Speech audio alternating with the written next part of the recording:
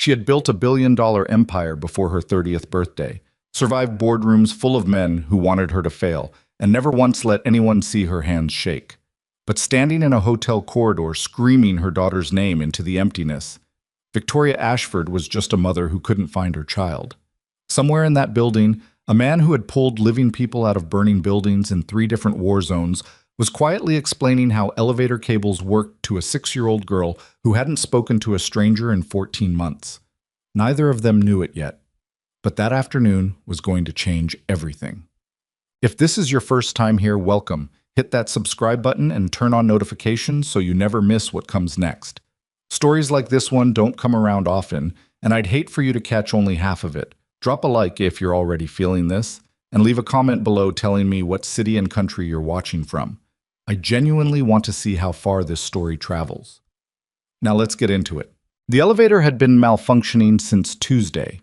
That was the word the hotel's facilities manager had used when he called the service company at 6:30 in the morning, malfunctioning, which was the polished, liability-conscious way of saying that the main service elevator inside the Alderton Grand Hotel had been dropping between floors without warning, shuddering and stalling, and generally behaving in a way that made the union kitchen staff refuse to use it after the 3rd incident. The hotel's general manager, a thin, perpetually damp-looking man named Gerald Holt, had approved the emergency repair call because he had no choice. The Ashford Capital Investors Summit was scheduled to begin in the ballroom at 11. There would be 240 people in that building by noon, including 6 of the largest institutional investors in North America, a pair of sitting senators whose names Gerald could not afford to see in a negative news headline, and Victoria Ashford herself. Gerald was deeply committed to nothing going wrong, which was why, at 7:15 in the morning, Ethan Cross was already inside the service corridor behind the elevator bank on the 4th floor, crouched beneath a panel he'd removed from the wall, with a flashlight in one hand and the kind of expression on his face that mechanics get when they find something that should have been fixed 6 months ago and wasn't. "Talk to me," said his work partner, Danny Reyes, standing behind him in the corridor, holding a clipboard he hadn't written anything on yet. "Worn cable guide on the secondary brake housing," Ethan said. "Somebody replaced the main tensioner but didn't check what was underneath it. The guide's been grinding since probably February. Can we fix it before noon?" Ethan sat back on his heels and looked at the ceiling for a moment. He was a big man, not enormous, but the kind of physical presence that a corridor noticed. Broad through the shoulders, with hands that looked built for difficult work, and a face that had been weathered past its years without becoming hard. There was a calm to him that read differently depending on who was looking. To some people it came across as easygoing. To people who'd been around genuine discipline, it read as something that had been trained into the body over a long time. "Yeah," he said, "but it'll take most of the morning. I need the replacement housing and about 3 hours of quiet." Danny made a sound that wasn't quite optimistic. "Gerald's going to check in every 45 minutes. "Then Gerald's going to watch me work," Ethan said, and turned back to the panel. Well, he had been doing this for 4 years. Before that, there were 11 years he didn't talk about much, not because he was ashamed of them, but because there was no clean way to explain what they contained to someone who hadn't been there. The Navy hadn't broken him. The SEAL program hadn't broken him. 3 combat deployments, 2 classified extraction operations in places that don't appear on the route anyone flies over, and 1 incident in a coastal city. He was still not legally permitted to name, hadn't broken him either. He had come home from all of it with most of himself intact, quieter than he'd left, and carrying a weight in the chest that never fully lifted, but intact. What had finally cracked him open was a hospital room in Chicago at 2 in the morning, 4 years ago, when a nurse he'd never met before came into the waiting area where he was sitting and told him that his wife, Maya, had not survived the surgery. Her name was Maya Cross, née Sorensen, and she had been 33 years old, and she had been 7 months pregnant with what would have been their 2nd child, and she had gone into the hospital at 11 in the evening for what the doctors initially described as a precautionary assessment of some concerning readings her OB had flagged that afternoon. He had not been allowed to see her before she went in. He had been sitting in a waiting room chair for 3 hours when the nurse came out, and he had watched the nurse's face before she opened her mouth, and he had already known. Ethan did not remember the drive home. He remembered standing in the doorway of his daughter's bedroom at 3 in the morning, watching her sleep in the blue-gray dark, and thinking that he could not afford to stop functioning. That was exactly how the thought had arrived, not as grief or love or resolve, but as a cold mechanical certainty. He could not stop. She was 5 years old and asleep, and she needed him to still be there in the morning. He had been there in the morning. He had been there every morning since. Emma Cross was 6 now, and she was the most opinionated person Ethan had ever met, which, given his professional history, was a meaningful statement. She had her mother's dark curly hair and her mother's habit of tilting her head sideways when she was deciding whether to trust something you'd just told her. She had Ethan's stubbornness, and he was fairly sure Ethan's ability to read a room. She noticed things that other kids her age walked past without blinking. She was also currently at school, which meant Ethan's mind was on the cable housing and not on the small perpetual background worry that occupied a dedicated corner of his attention during every working hour. He had a system. He had always operated with systems. The military had reinforced a natural tendency he'd had since childhood to build structures around uncertainty, to impose order on situations that didn't offer any. His current system involved a very reliable neighbor named Donna, who picked Emma up from school on days he was running late, a rigid routine of dinner at 6 and bath at 7, and stories until Emma decided she was finished, and a calendar on his phone that he updated with the same seriousness he'd once given to mission timetables. It was not a perfect life. It was sometimes a lonely one, but it was functional, and Emma was happy, and on most days that felt like enough. He was 40 minutes into the cable housing repair when he first heard the sound. It was faint, not a cry, not a voice, just a shuffle of feet on the concrete floor of the service corridor about 20 feet further down toward the utility access doors. Ethan didn't stop working immediately. The service corridors in a hotel this size carried noise from half a dozen sources: kitchen staff, maintenance routes, loading dock foot traffic. He cataloged the sound and kept his hands on the housing. Then he heard it again, and this time he placed it differently. The rhythm of the footsteps was wrong. Too slow, too deliberate, with the kind of careful weight distribution that somebody used when they were trying not to be heard. That wasn't a kitchen worker cutting through on a shortcut. Kitchen workers moved fast and didn't care who heard them. Ethan set down his wrench and stood up. The girl was standing near the junction of two corridors about 15 feet from the utility door, pressed against the wall in the shadows between two banks of electrical conduit. She was small, younger than Emma, maybe, or close to the same age, wearing a pale blue dress that looked expensive and completely wrong for a concrete service corridor. Her dark hair was pulled back on one side with a clip shaped like a butterfly, and the other side had come loose. She wasn't crying. She was just standing very still, in the particular way that children stand when they've gone somewhere they weren't supposed to go and are now trying to decide if standing still will make the situation better. She looked at him when he appeared around the corner. He stopped. He didn't crouch down immediately, didn't rush toward her with the big, reassuring adult energy that kids in that state tended to find more alarming than helpful. He just stopped moving and stood where he was, about 12 feet away, and looked at her the same way she was looking at him. "Hey," he said. She didn't answer. "I'm Ethan. I'm fixing the elevator." He gestured back down the corridor with his thumb. "You can hear it if you listen. That clicking sound. That's the part I need to replace." She didn't say anything, but she tilted her head. She could hear it. "You're not in trouble," he said. "I'm not going to go get anybody. I just want to make sure you're okay." She watched him with very careful eyes. Ethan sat down on the floor, just cross-legged on the concrete because he was too tall, and that was the most neutral thing he could do with his height at that moment. He picked up the small flashlight he'd clipped to his belt and clicked it on, shining it at the conduit above them. "These pipes," he said, conversationally, not looking at her, "run the electrical circuits for this whole floor, 13 separate circuits. The hotel thinks it's 12, but they miscounted when they renovated in 2019. He clicked the light off. "I found the extra one on a job 2 years ago. Never told Gerald." Silence. Then, the faint sound of a small foot shifting on concrete. He didn't look up. "The elevator I'm fixing," he continued, "has a secondary brake system that's supposed to catch if the main one fails. Most people don't know it's there. They step into an elevator and they just trust it, right? They don't think about what's holding them up." He set the flashlight down. "But there are about 6 different systems working every single time that door closes. Cable tension, brake housing, counterweight, Speed governor. If any one of them isn't right, you feel it. The elevator tells you something's wrong before anything actually goes wrong. She had moved closer. Not much, 3 feet maybe, but she was out of the shadows now, and she was looking at the conduit above them. It's like that with a lot of things, Ethan said. They give you a warning first. You just have to know how to listen.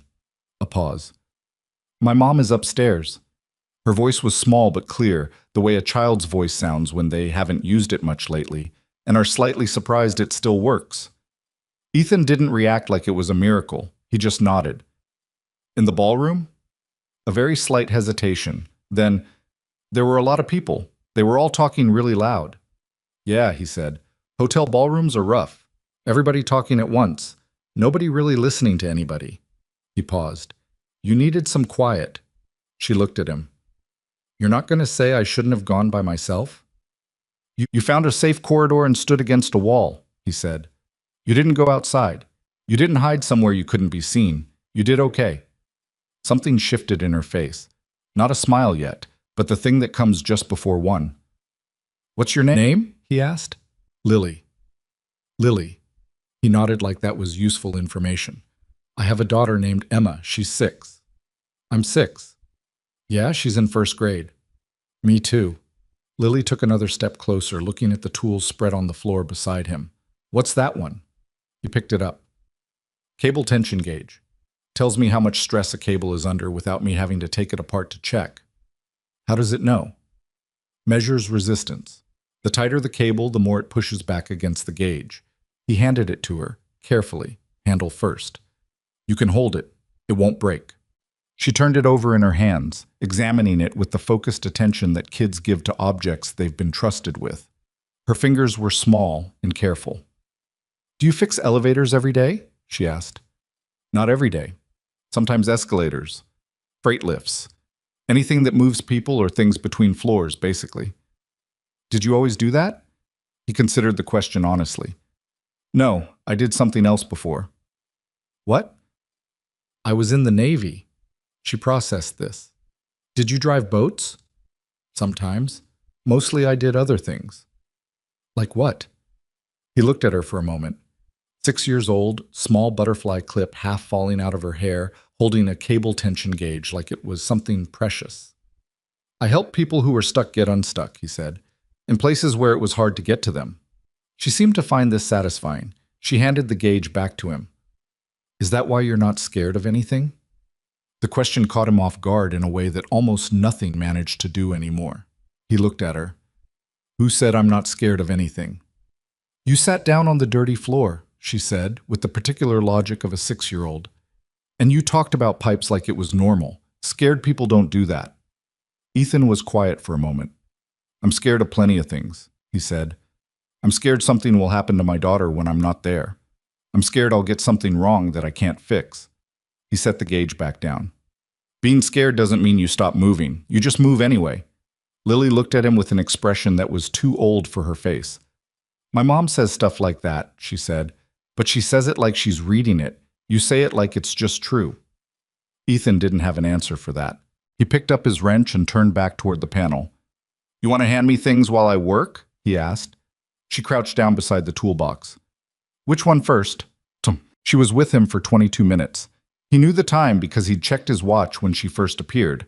Old habit, the instinct to timestamp things.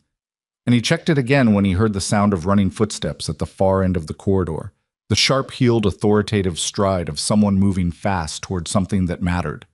In those 22 minutes, Lily had handed him 4 different tools in the right order without being asked twice, had learned the difference between a standard and a torque wrench, had asked 6 questions about the counterweight system that were genuinely good questions, and had told him, in a voice that got steadily less careful and more natural as the minutes passed, that she liked the sound the tools made and that she didn't really like parties, but she didn't want to hurt her mother's feelings by saying so.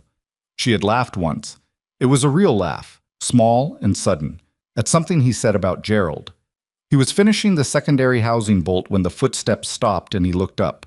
The woman in the corridor entrance was wearing a charcoal blazer and had the kind of composure that had clearly been assembled from broken pieces very recently, eyes sharp and wild beneath a controlled expression, one hand pressed flat against the doorframe like she needed the wall to be still. She was 30, maybe. Dark-haired, striking in the way that came from intensity rather than anything softer, and she was staring at Lily with an expression that Ethan recognized immediately because he had worn it himself once, in a hospital waiting room, when he'd understood in the space of a breath that the worst thing had not happened but had been within reach. Lily stood up straight. "Mom," she said in a clear, confident voice. "This is Ethan. He's fixing the elevator. He was in the Navy and he helped people get unstuck." Victoria Ashford stared at her daughter. Her mouth opened and nothing came out. Ethan got to his feet quietly and stepped back to give the moment whatever space it needed. "She found the corridor about 20 minutes ago," he said. "She wasn't in any danger. She was helping me work." Victoria's eyes moved to him, quick, assessing, the look of someone who processed information fast, and then moved back to her daughter, and she crossed the corridor and went down to one knee on the concrete floor in her blazer and her tailored trousers, and pulled Lily against her without saying anything at all. Lily patted her mother's shoulder with the small, systematic pat of a child who was used to being the one to do the comforting. "I told you I was okay," Lily said. "You didn't tell me anything," Victoria said, voice muffled. "You were gone." "I left the ballroom because it was loud." Victoria pulled back and looked at her daughter's face. Ethan watched her register something. Whatever it was she saw there, it wasn't only relief. There was something else crossing her face, something much more complicated, that he didn't yet have enough information to read. "You talked to him," Victoria said, very quietly. Lily nodded. "He sat on the floor." Victoria Cross looked up at Ethan Cross over her daughter's head. He was standing against the conduit pipes with his wrench in his hand and grease on his forearms, and he looked back at her without any particular expression. "Thank you," she said. "She was fine," he said. "She's smart. She asked good questions." Victoria stood up slowly, keeping one hand on Lily's shoulder. The composure was back in place, efficiently reassembled, but there was something working beneath it that hadn't been there before, some calculation she was turning over that he didn't quite understand. "Can I ask you something?" she said. "Go ahead." "How did you get her to talk to you?" Ethan looked at her for a moment. "I didn't," he said. "I just didn't make her feel like she had to." Victoria Ashford stood in a concrete service corridor with grease on the knee of her $700 trousers and looked at a mechanic who had just said the things she hadn't been able to figure out in 14 months of specialists and strategies and careful approaches in controlled environments. She didn't say anything else. She nodded once, took her daughter's hand, and walked back down the corridor toward the ballroom and the investors and the world she'd built, and Ethan Cross watched them go and then turned back to the elevator panel, because the secondary housing still needed 3 more bolts, and Gerald was going to check in within the hour. He picked up the wrench. Somewhere above him, 240 people were networking and making deals and performing whatever version of themselves made the most professional sense in rooms like that. And a 6-year-old girl who hadn't spoken to a stranger in 14 months was walking back into the noise of it, holding her mother's hand. Ethan Cross tightened the first bolt. He did not think about miracles. He did not think that way. He thought about cable tension and brake housings and the 3 remaining bolts and the way a system told you something was wrong before anything actually broke, if you knew how to listen. He kept working. Gerald Holt found Ethan at 12:40, which was 20 minutes later than his promised check-in because the investor lunch had run long and someone had spilled a full carafe of sparkling water across the table nearest the podium, and Gerald had been required to personally oversee the cleanup in a way that made him feel simultaneously essential and humiliated. He came down the service corridor at a half-jog, tie loosened, and found Ethan reassembling the panel cover with the calm efficiency of a man who had been doing exactly this for the past 4 hours. "Tell me it's fixed," Gerald said. "It's fixed." Gerald exhaled through his nose. "The main elevator?" "Both. I also checked the freight lift on the south side while I was at it. The door seal on the 3rd floor landing is wearing out. You'll want to replace it in the next 6 weeks or the safety sensor's going to start misfiring." Gerald stared at him. "I didn't ask you to check that." "No," Ethan agreed. He snapped the last panel clip into place and stood up, gathering his tools. "You want me to write it up or just leave it?" "Write it up," Gerald said, after a pause that suggested he was calculating whether acknowledging the extra work would somehow obligate him to pay for it. I'll pass it to maintenance. Ethan zipped his tool bag and didn't say anything else, because Gerald was the kind of man who filled silences with his own anxiety, and there was no reason to help him out of it. He signed the job sheet, took his copy, and walked back down the corridor toward the service exit. Danny was waiting by the truck in the parking structure, eating a sandwich with the focused dedication of someone who had missed breakfast. "How's Gerald?" Danny asked. "Damp," Ethan said. Danny handed him half the sandwich. Ethan took it and leaned against the truck and ate it standing up, watching the parking structure's exit ramp, where a black SUV had just pulled in with a Ashford Capital placard visible through the windshield. He looked at it for a moment and then looked away. "We've got the Wacker Drive job tomorrow," Danny said. "Freight elevator in the office building, 3-hour window before the tenants start complaining." "I know, 6 a.m. start." "I was going to say 7. The window closes at 9. 6. Danny made a sound that was not agreement but was not argument either, which was the language they had developed over 3 years of working together. Ethan finished the sandwich, checked his phone, no messages from Donna, which meant Emma's pickup had gone fine, and got in the truck. He drove home through the early afternoon traffic thinking about cable tension and whether he'd correctly torqued the secondary housing bolt or whether he should have gone a quarter turn tighter, which was the kind of thing that most mechanics didn't think about after they left a job, but which Ethan's brain refused to let go of until he'd mentally walked back through the whole sequence and confirmed it was right. By the time he'd pulled onto his street, he'd confirmed it was right. He sat in the truck in his driveway for a minute before going inside.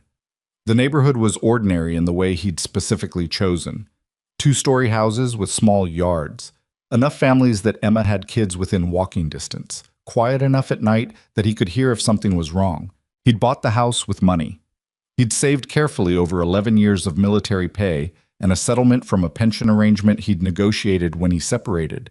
And it was not large and it needed paint on the east-facing eaves, but it was his and it was Emma's, and those were the only 2 things that mattered. He went inside and started making dinner before Emma got home. He did not think about Lily again until that evening, when Emma was in the bath and he was leaning in the bathroom doorway, half watching, half zoned out, and Emma said, "Daddy, did anything happen today?" She asked this most evenings. It was part of their routine. He'd ask about her day first, and she'd give him the full detailed report, and then she'd flip it back to him. She had done this since she was 4.5, and she still expected a real answer, not a summary. "I fixed an elevator," he said. "Was it broken bad?" "Medium. The brake housing was worn out. Somebody had replaced the main part but missed what was underneath."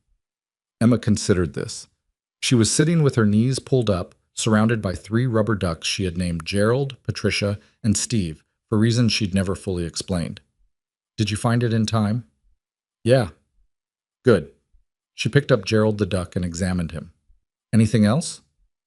Ethan was quiet for a second. "I talked to a little girl while I was working," he said. "She was about your age. She'd wandered into the service corridor by herself because the ballroom she was supposed to be in was too loud." Emma looked up at him. "Was she scared?" "I don't think so. I think she was just done with the noise." "Like I get done with the lunchroom sometimes." "Yeah, like that." Emma put Gerald back with the others and looked at the water. "Did you help her?" "I just talked to her," he said. "Showed her some tools. She was smart, asked good questions." "What was her name?" "Lily." Emma nodded slowly, the way she did when she was filing something away. Then she stood up in the tub and held out her arms to be wrapped in a towel, because the conversation was apparently complete. He wrapped her in the towel. She smelled like cheap strawberry shampoo, which was the only kind she would tolerate. He carried her to her room, and she fell asleep faster than usual, and Ethan sat in the kitchen afterward with a cup of coffee that went cold while he stared at the window over the sink and thought about nothing in particular, which was the thing he did when he was actually thinking about something specific but hadn't admitted it yet. Victoria Ashford called at 8:47 that evening. He almost didn't answer. The number was unknown, and he had a policy about unknown numbers after 7 p.m. that was rooted in a brief and unpleasant period a couple of years ago, when a journalist had found his number in connection with a story about a former colleague from his Navy days and had called at 11 p.m. twice before Ethan had made it clear, with the kind of calm that communicated a great deal without saying anything inflammatory, that this would not be happening again. He answered on the 3rd ring.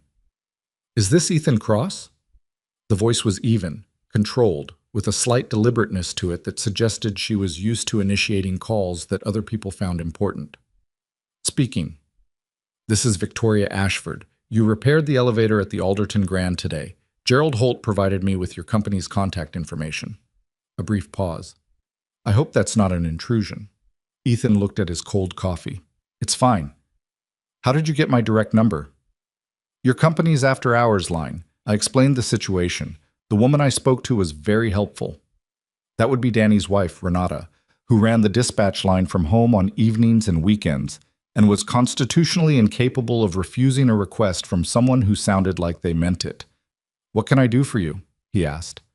I wanted to call and thank you, Victoria said. Personally, not through Gerald. Another pause, and this one had something different in it, something that was less practiced. What happened today with Lily? I'm not entirely sure what to say about it, to be honest. I'm not usually at a loss for words.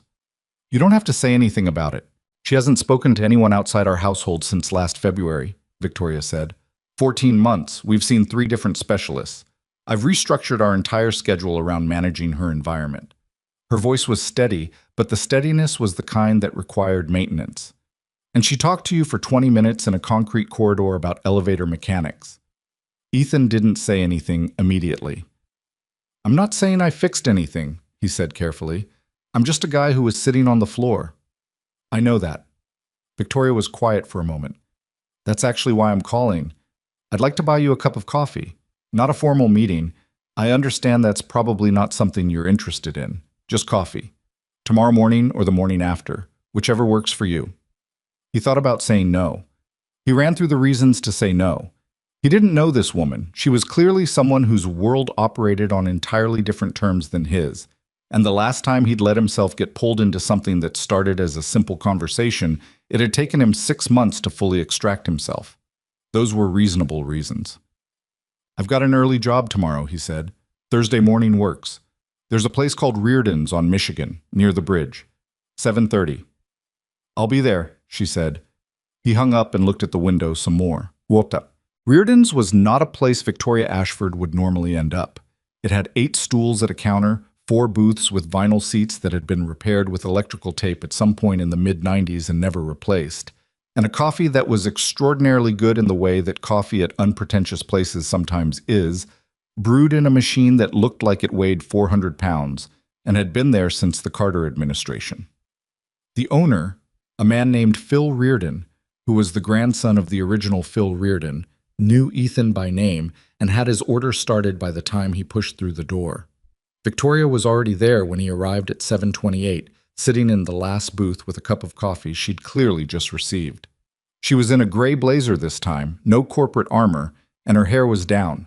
She looked simultaneously like someone who had made a considered effort to appear less formal, and like someone to whom formality was so deeply wired that abandoning it required active concentration.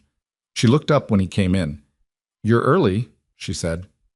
You're earlier, he said, and sat down across from her. Phil appeared with his coffee without being asked. Victoria looked at the mug, a heavy diner mug, thick white ceramic with a small chip on the handle, and Ethan watched her make a quick decision to say nothing about it. Thank you for coming, she said. Sure.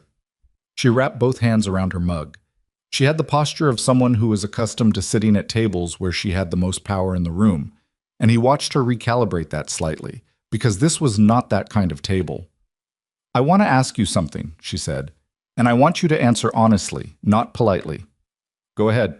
When Lily came into the corridor, what did you actually do, step by step? Because I've had specialists tell me what I need to do, and I've read everything I can find on selective mutism in children, and I've done everything right, and none of it worked. And you spent 20 minutes with her, and something shifted. She looked at him directly. I'm not looking for a miracle explanation. I just want to understand what actually happened. Ethan thought about it for a moment. I didn't do anything, he said. She started to say something, and he held up one hand, not in a silencing way, just a slow-down way. I mean that specifically. I didn't approach her. I didn't reassure her. I didn't try to get her to talk. I saw a kid standing in a corridor looking like she needed the world to back off about 6 inches, so I sat down on the floor and started talking about pipes. Victoria was very still. I talked about pipes, he said again.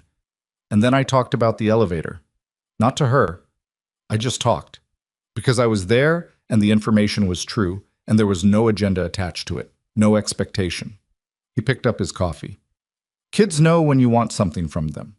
They know it the same way adults know it, except they haven't learned how to pretend they don't notice yet. Victoria looked at him for a long moment. Every specialist I've worked with has had an approach, she said slowly. A framework, a method. There's always something they're moving her toward. Yeah, you weren't moving her anywhere. I was fixing a break housing. Something shifted in her expression.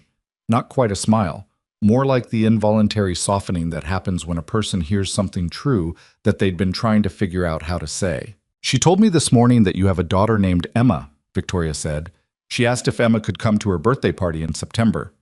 Ethan looked at his coffee. Lily doesn't usually ask for things like that, Victoria said. She doesn't ask about other kids. She's been very internal this past year. Very enclosed. She paused. Her father left when she was 4. I don't talk about that because it's not my favorite subject, but I think you should know it's part of the picture. He nodded without making it into more than it was. You don't need to explain your situation to me, he said. I'm not explaining it, she said. I'm giving you context because I think you're someone who does better with context than with a surface version of things. That was an accurate read, and the speed of it was slightly uncomfortable, which was interesting because very few things made him uncomfortable anymore. What do you want from this conversation? He asked. Not rudely, just directly, because she had asked him to be direct, and it seemed reasonable to return the courtesy. She considered the question seriously, which he appreciated. Honestly, I'm not sure. I think I wanted to meet the person who sat on a dirty floor and talked about elevator cables, and accidentally did more for my daughter in 20 minutes than I've been able to do in a year. She looked at him. And I think I wanted to see if you were actually as straightforward as you seemed, or if that was something people present in crisis situations. And? You ordered coffee without looking at the menu, sat down without saying sorry for being slightly late, and answered my question without framing it first, she said. So I think you're actually like that. I was 2 minutes early, he said. 2 minutes early is slightly late in my professional life. That sounds exhausting. She laughed, short, real, catching herself slightly by surprise. It is, she said. It genuinely is. Phil refilled their cups without being asked, which was the correct behavior, and they sat with the refills for a moment in a silence that was not uncomfortable. Can I ask you something? Ethan said. Yes. Lily said the ballroom was too loud. What was your read on why she was there in the first place? Victoria's expression shifted. I bring her to work events sometimes. Her therapist, one of her therapists, suggested that gradual exposure to social environments might help desensitize her over time. Supervised, controlled exposure. How's that been going? A pause. Not well. How does Lily feel about going? Victoria looked at him. She doesn't complain. Kids who don't complain are usually complying, he said, not consenting. The silence that followed was longer than the previous one. Victoria was looking at something just past his shoulder, not avoiding his eyes, but rearranging something internally, the way people did when a sentence landed in a place they'd been carefully not looking at. She never said she didn't want to go, Victoria said. Did you ask her? No. I told her what we were doing and she got dressed and came. Yeah. She stopped. Her jaw tightened slightly. That's not the same as checking whether she was okay with it. She's 6, he said. Not hard, not gentle, just even. She trusts that you know what's good for her. She's not going to push back on you. She's just going to find the service corridor. Victoria set her mug down with a precision that was controlled enough to be intentional. She was not angry at him. He could tell the difference. She was angry at herself, which was a different and more complicated thing to be in proximity to. I've spent a year trying to fix this, she said. The right specialists, the right approaches, the right environment at home. Her voice was careful. I restructured my entire work schedule. I hired an additional household assistant so there would always be someone available to her. I built a controlled environment. I know, he said. But? He turned his coffee cup a quarter rotation on the table. I wasn't going to say but. You were thinking it. He looked at her. She was looking back at him with the expression of someone who was used to having the full version of things and was tired of receiving the edited one. All those things you did, he said. They're all things you did. For her, yeah. But they're all you managing the situation. He paused. Did any of them involve just sitting next to her and shutting up for a while? The words were blunter than he'd intended. He wasn't cruel about it, but he wasn't soft about it either, and he watched it register on her face the way an honest thing registered when someone had been hearing polite things for a long time. No, she said after a moment. She's not a broken system, he said. She doesn't need to be fixed with the right approach. She needs to trust that the space next to her is safe. That's not a strategy. It's just being there without wanting anything. Victoria Ashford sat in a booth at Reardon's diner at 7:45 in the morning and was quiet for long enough that Phil came by once, clocked the table, and went back without refilling anything. That's harder than it sounds, she finally said. Yeah, for people who are used to solving things. Yeah.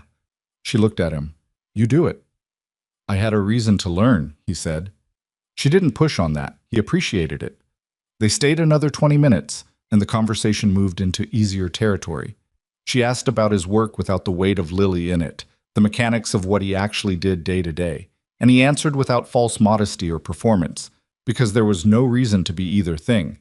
She told him briefly about how Ashford Capital had started, not the polished investor summit version, but the actual version, which involved a studio apartment in Cincinnati and a position at a mid-size asset management firm where she had been the youngest analyst by a decade and had been treated accordingly and had responded by outworking everyone in the building for 4 straight years until she had enough capital and enough knowledge to do it herself. You were 24, he said. 23 when I started building the fund structure. 24 when we officially launched. She said it without pride, or at least without the performative kind, more like a fact she'd lived through. It was a terrible time to start a fund, objectively. You did it anyway.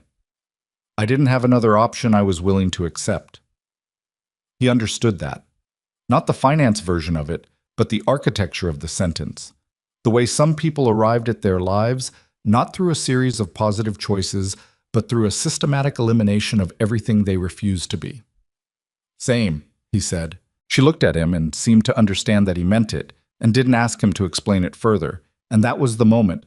Not the one in the corridor the day before, but this one, this ordinary moment over cooling coffee in a vinyl booth, when he thought that she might actually be someone worth knowing. Us.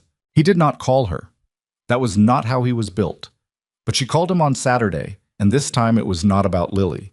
It was a question about the freight elevator at one of her building investments on the west side that she was in the process of renovating, and she had a contractor who was telling her one thing, and an engineer who was telling her something else, and she wanted a straight answer from someone who actually worked on these systems.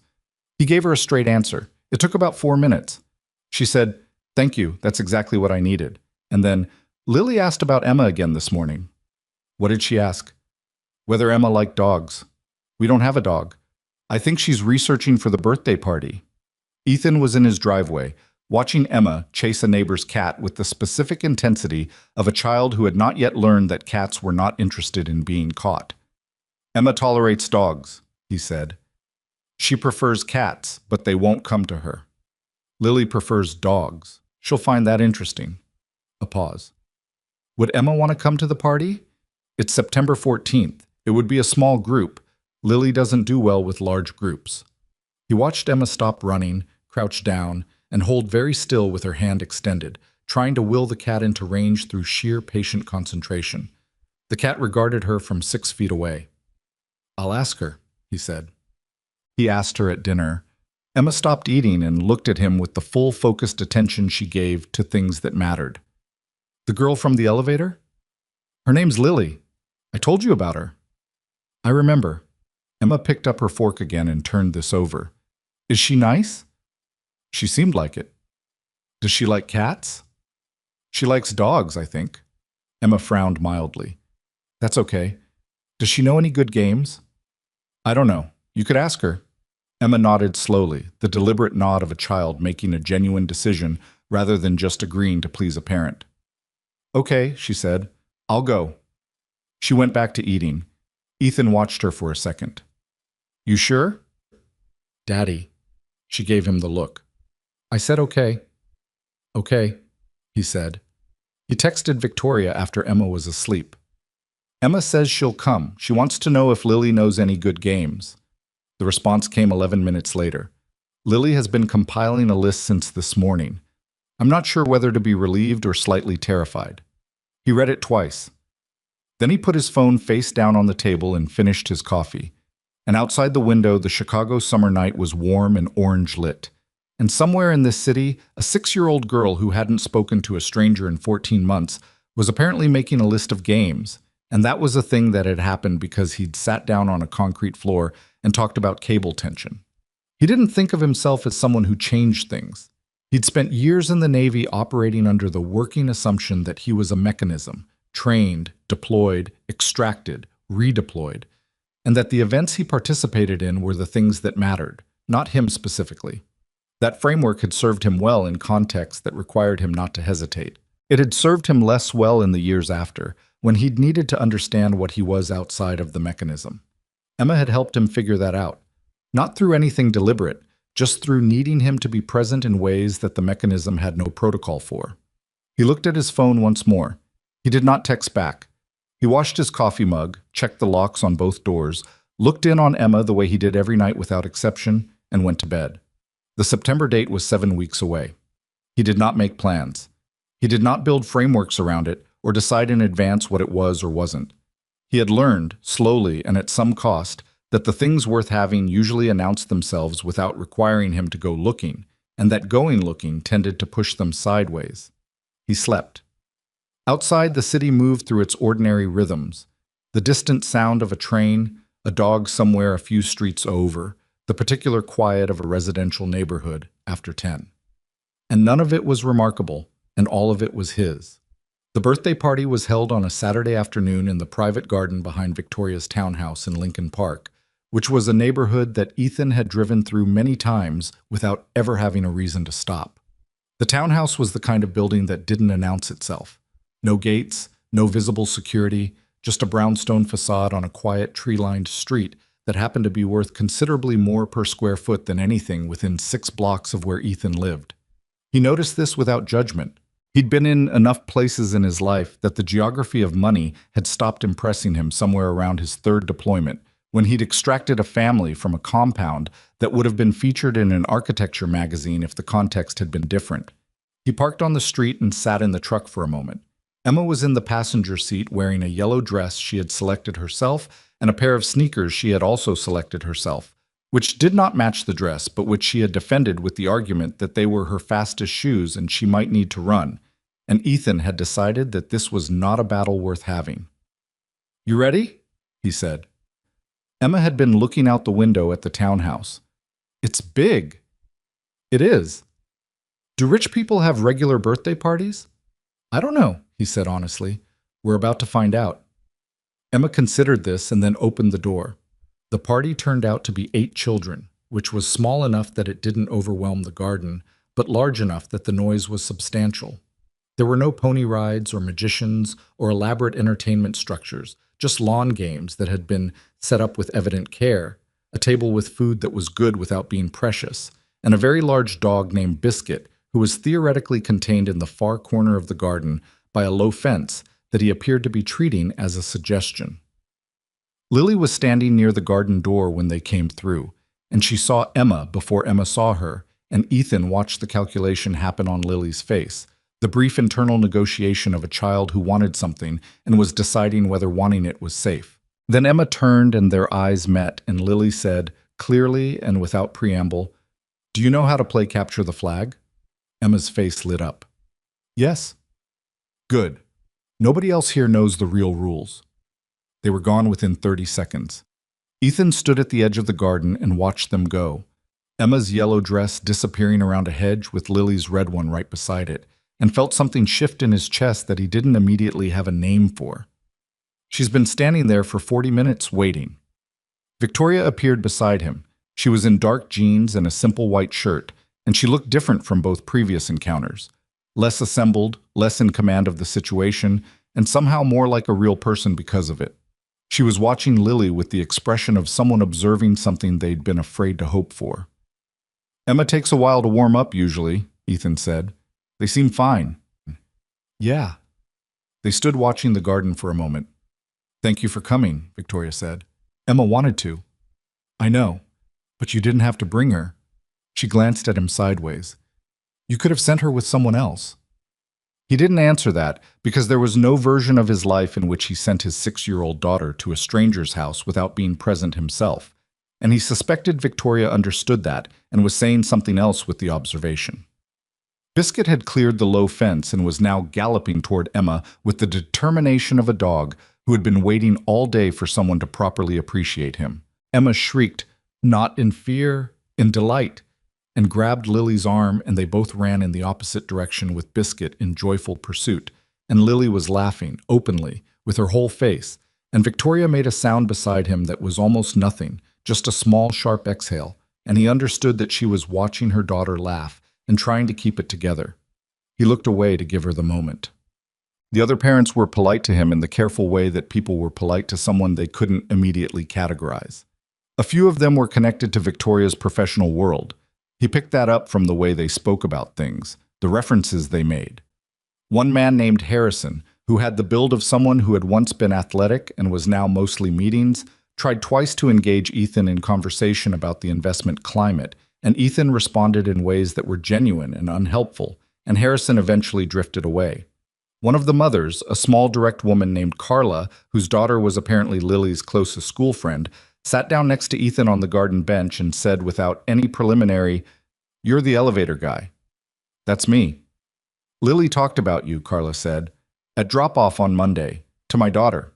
First time she talked to another kid at drop-off in—" She shook her head. "A long time. My daughter came home and told me about the cable tension gauge." Ethan looked at her. "I know," Carla said, like he'd said something. "I know, it was just, she was talking, like a regular kid, explaining things." She looked out at the garden where their daughters were now deep in what appeared to be a complex negotiation with Biscuit.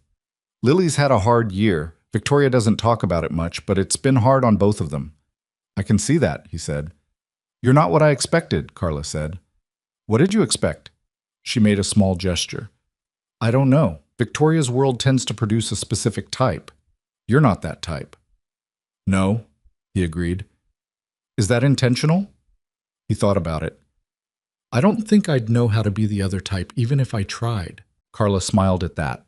"The genuine kind, not the social kind. That's probably why it worked." Take happened at 3:30. Lily blew out the candles on a chocolate cake without any fuss and immediately cut the first piece and handed it to Emma, which made Emma beam like she'd been given something significant because she understood the social weight of first piece of cake even at 6, maybe especially at 6. Ethan was helping move plates back to the table when Victoria came to stand beside him again. "She's doing well," he said, meaning Lily. "She is." Victoria picked up a stack of plates and carried them without any indication that this was beneath her or above her, just did the task because the task needed doing. "Can I ask you something I might be overstepping with?" "You can ask." "You said you learned to sit with Emma without needing anything from her, after your wife died." She said it carefully, not delicately. There was a difference. "How long did that take to figure out?" Ethan was quiet for a moment. Around them, the garden was winding down, kids getting sugar crashed and quieter, parents beginning the choreography of gathering things. "I didn't figure it out," he said. "I ran out of other options first.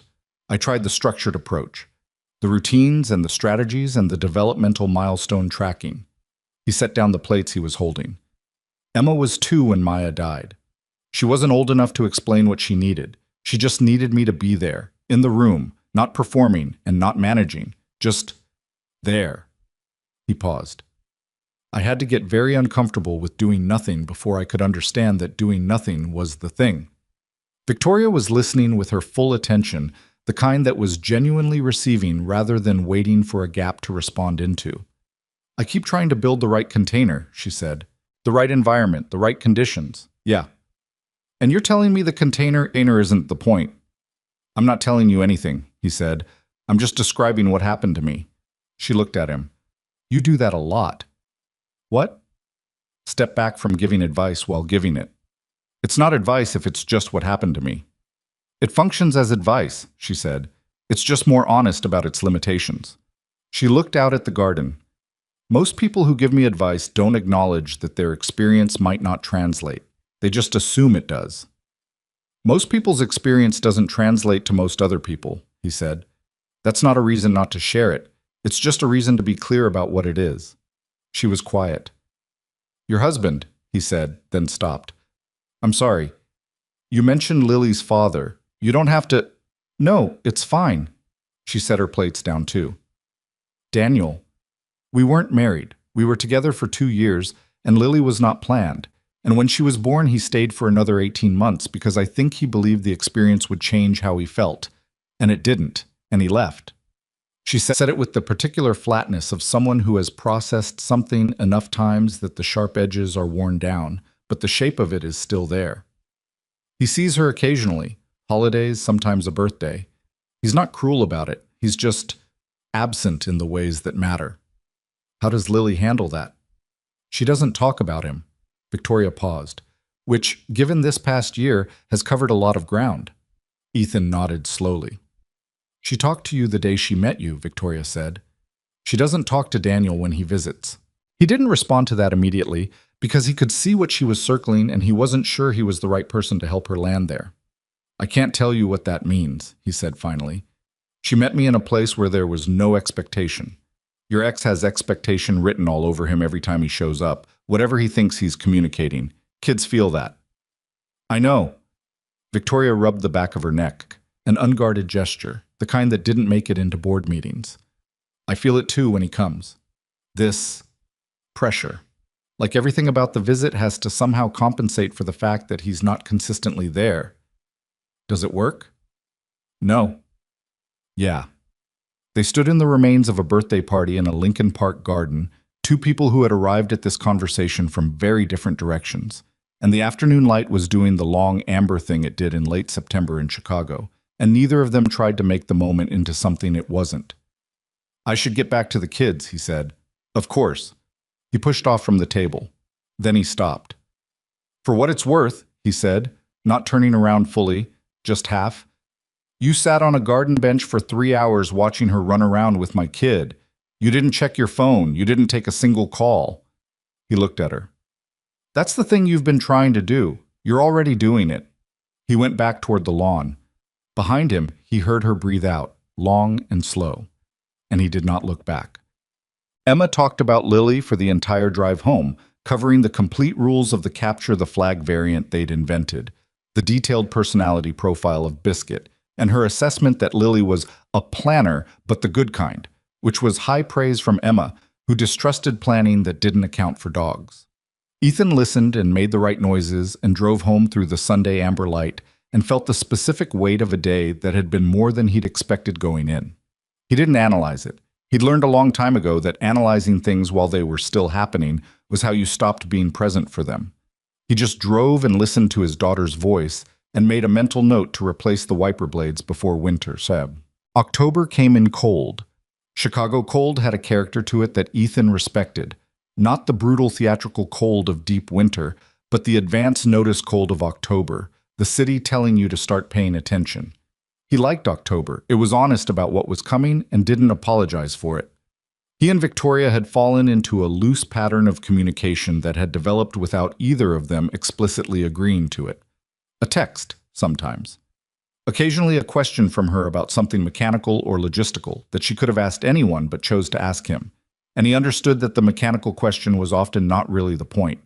He called her once on a Tuesday evening because Emma had said something at dinner about Lily that made him think she might want to know, and they'd talked for 40 minutes about things that had nothing to do with the reason he'd called, and neither of them pointed that out. She came to the shop once in late October. He hadn't invited her. She'd been nearby for a site visit to a property she was considering acquiring on the west side and had texted that she was 10 minutes away and asked if it was a bad time. He'd said it was fine. Danny had looked up when she walked in and then looked at Ethan with an expression that Ethan declined to acknowledge. She looked around the shop with genuine attention, at the equipment, at the organized wall of parts, at the job board on the east wall, where Danny tracked their open tickets. "This is what I pictured," she said. "What did you picture?" "Ordered specific systems for specific things." She looked at the job board. "You have a lot of open tickets?" "It's been a good October." "How many jobs is that?" 14 active. We're 2 guys. She looked at him. "You need more people." "Probably." "Why don't you hire?" He picked up a brake component he'd been cleaning and went back to work. "Because hiring means managing, and managing people is a different job than fixing elevators. I'm better at the second one." "You managed people in the Navy." He glanced up at her. "Who told you that?" "You implied it," she said, "when you talked about calming civilians in rescue operations. You don't do that as a one-man operation." He turned the component over in his hand. "I led a team. That's different from managing employees." "How?" "In the Navy, the mission is the thing everyone organizes around. There's no ambiguity about what matters. In a business," he set the component down, "people have bad days, people have rent problems. People need the job to be something it isn't always going to be." "That's true of any team," she said. "Yeah." He looked at her. "How many employees do you have?" "At Ashford Capital directly, 41. Through portfolio companies, around 400. "And you know how to manage 400 people?" "No," she said. "I know how to build systems that manage them, which is different." She paused. "But you're right, that it's not the same as leading a team through something where everyone agrees on the objective." "Hardest part of leaving," he said. Not like he was sharing something significant, just like it was true. "In the military, the objective is always clear. Some of the objectives were terrible, and I disagreed with them, and I followed them anyway, but they were clear. Out here," he gestured vaguely at the shop, at the street outside the window. "Everyone's making up the objective as they go." "What's yours?" she asked. "Your objective," he answered without hesitating, because this was one of the things he had actually figured out. Emma gets to adulthood in one piece, with enough of a foundation that she can make her own choices. Everything else is infrastructure. Victoria was quiet. "That's very clear," she said. "Yeah." "Mine used to be that clear," she said. "Build the fund, reach the number, then the number kept changing." She looked at the job board. "I hit 100 million in assets under management, and I thought that was the number. Then it was 250, then it was a billion." She said the billion without any satisfaction in it, just as data. "I reached a billion last year and Lily stopped speaking to strangers, and I spent 3 months not understanding why the timing felt like something." Ethan was looking at her. "It wasn't the timing," she said. It was me. I'd been so locked into the objective that I'd stopped being in the house even when I was in the house." She met his eyes. "Lily stopped speaking to strangers the same month I closed the biggest deal of my life. I was home for 48 hours that entire month." He didn't say anything. There was nothing to say that she hadn't already said to herself. "I know what caused it," she said. "I've known for a while. Knowing what caused it doesn't mean I know how to fix it." "You're fixing it," he said. "I'm trying to fix it." "That's what fixing looks like," he said. "From the inside it feels like trying. From the outside it looks like motion." She looked at him with an expression he hadn't seen from her before. Not the controlled boardroom composure, not the raw, undone look from the corridor, but something in between, something that was just her, without a layer on it. "How do you do that?" she said. "Do what?" "Say the thing that actually helps without making it sound like a lesson." He shrugged. "I'm not trying to teach you anything. I'm just—" He picked up the component again. "Talking." Danny appeared from the back of the shop with a coffee mug and stopped when he saw Victoria. He looked at Ethan. Ethan looked at him. Danny turned around and went back. Victoria almost smiled. "Your partner." "Danny Reyes, 11 years.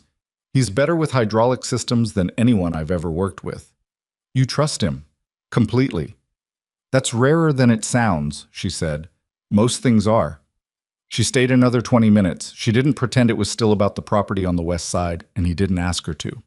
When she left, Danny appeared immediately from the back with both hands wrapped around his mug and said nothing for a long moment.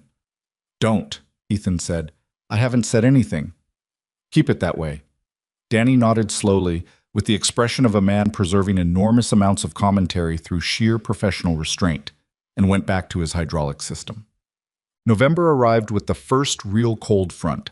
the kind that made the city hunker down and stop pretending. Emma had been asking about Lily with the frequency of someone who had decided on a friend and was now in the administrative phase of the friendship, wanting to know when the next visit was and whether Lily had read the same books and whether Biscuit was going to be there. Ethan texted Victoria on a Thursday evening. Emma wants to know if Lily wants to come to the Museum of Science and Industry on Saturday. No pressure. 3 minutes. Lily has already said yes. I showed her your message before asking if you'd mind. He read that twice. Then, works for us. 10 a.m.? We'll be there. He put his phone down. Emma was doing homework at the kitchen table with the particular focused scowl she inherited from him, pencil moving across the page with more force than was strictly necessary. He watched her for a moment.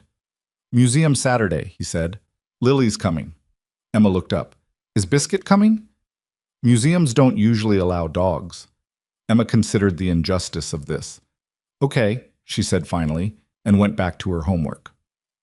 The Museum of Science and Industry was the kind of place that rewarded whoever was willing to read the placards, which turned out to be both girls. They moved through the exhibits with a bilateral intensity that left Ethan and Victoria trailing behind them by about 6 feet, and the two of them fell into conversation in the natural low-register way of two adults tracking children through a crowd, half attentive to the girls, half attentive to each other, which was its own kind of intimacy without either of them naming it as such. They were standing in front of a large cross-section display of a building's elevator shaft, full scale, behind glass. When Lily called back to Ethan without turning around, Ethan, is this right? It says the counterweight is 45% of the car weight plus half the rated load. He looked at the placard from where he stood. That's the standard. Depending on the application, it varies. Lily turned around to look at him with an expression that was pure engineer. Why does it vary? Speed, load capacity, shaft geometry.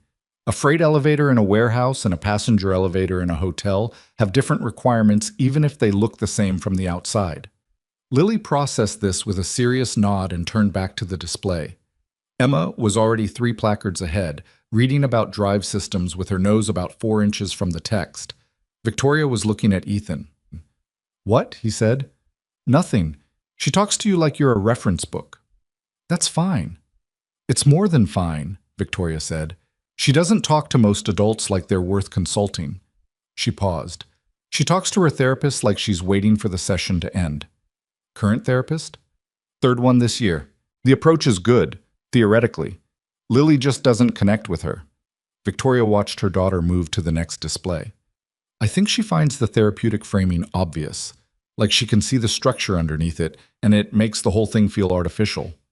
Smart kids are rough on therapy that way, he said. How would you know? It came out genuinely curious, not pointed, and he answered it honestly. Emma went through a period at 4.5 where she wasn't sleeping, after Maya died. A pediatric grief counselor. Good person, wrong approach, too much directed play, too much guided discussion. Emma kept trying to redirect the sessions into conversations about whatever she was actually thinking about. He watched Emma disappear around a corner. We found someone better. She sees her still once a month.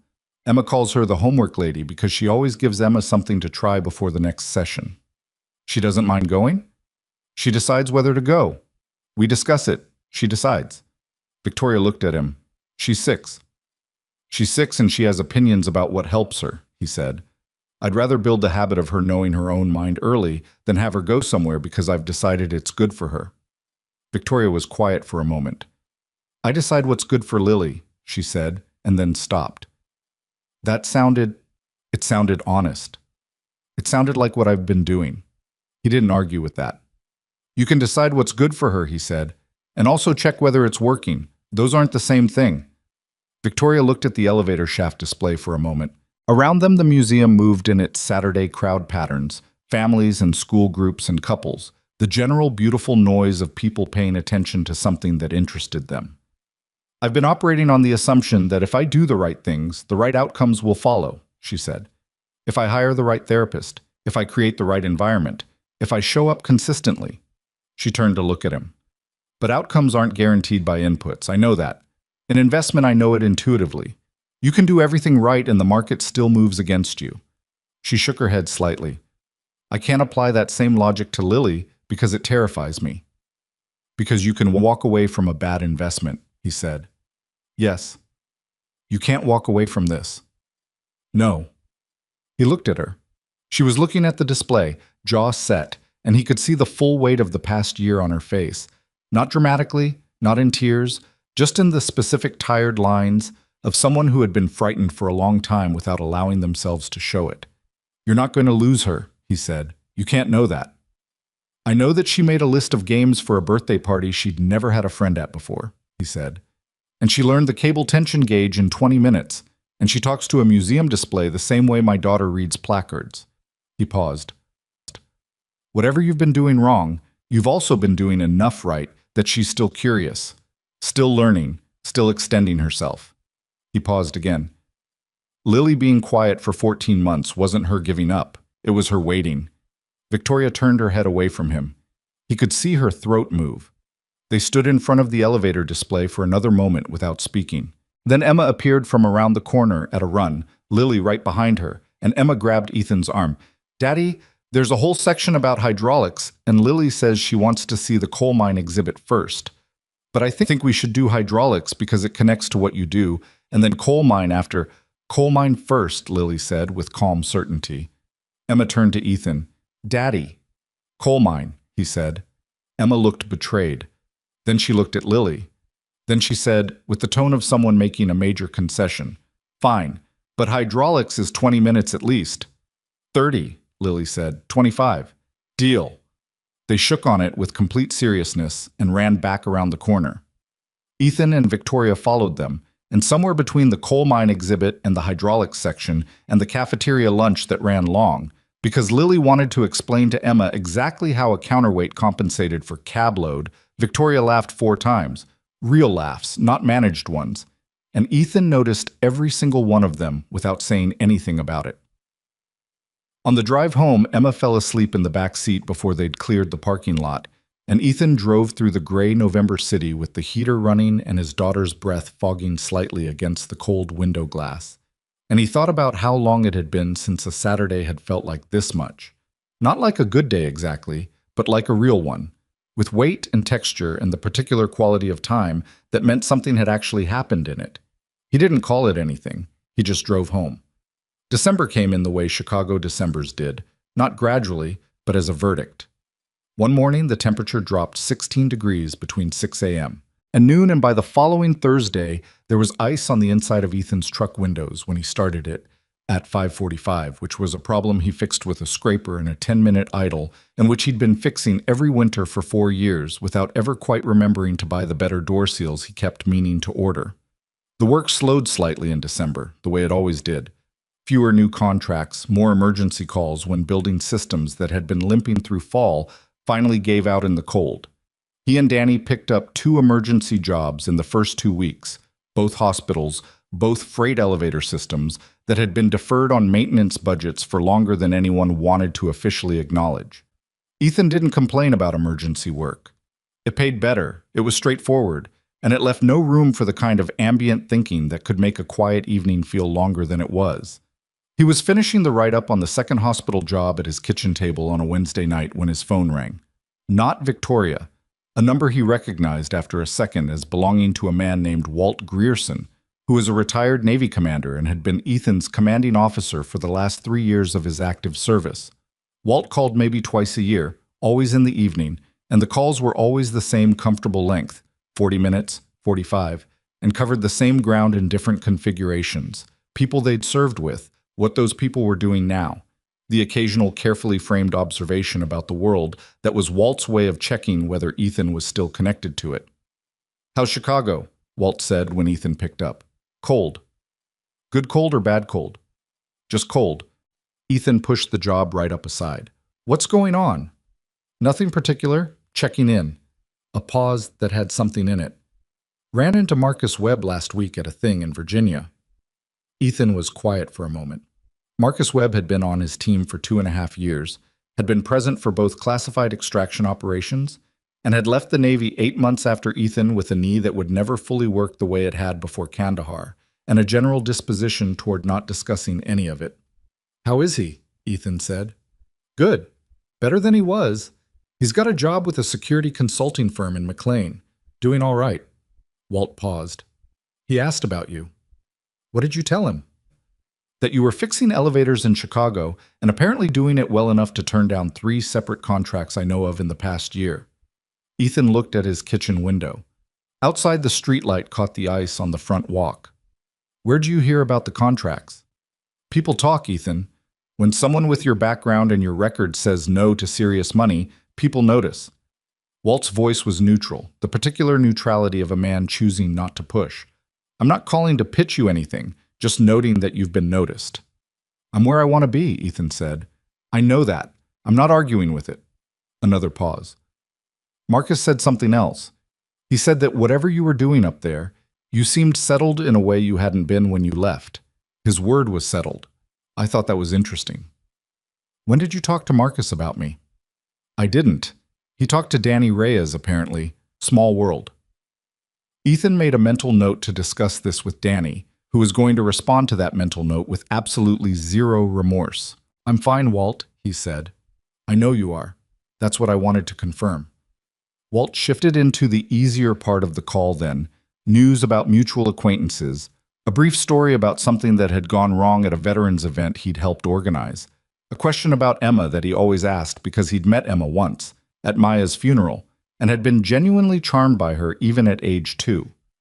Ethan answered and asked his own questions, and they talked for 43 minutes, and when the call ended, he sat for a while in the quiet kitchen with his phone face up on the table. Settled.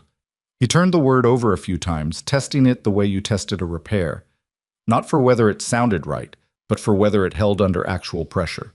He decided Marcus Webb was a more accurate observer than most people gave him credit for, and went to bed. He told Victoria about the call the following Saturday. They had arrived at a pattern of Saturdays that neither had explicitly planned.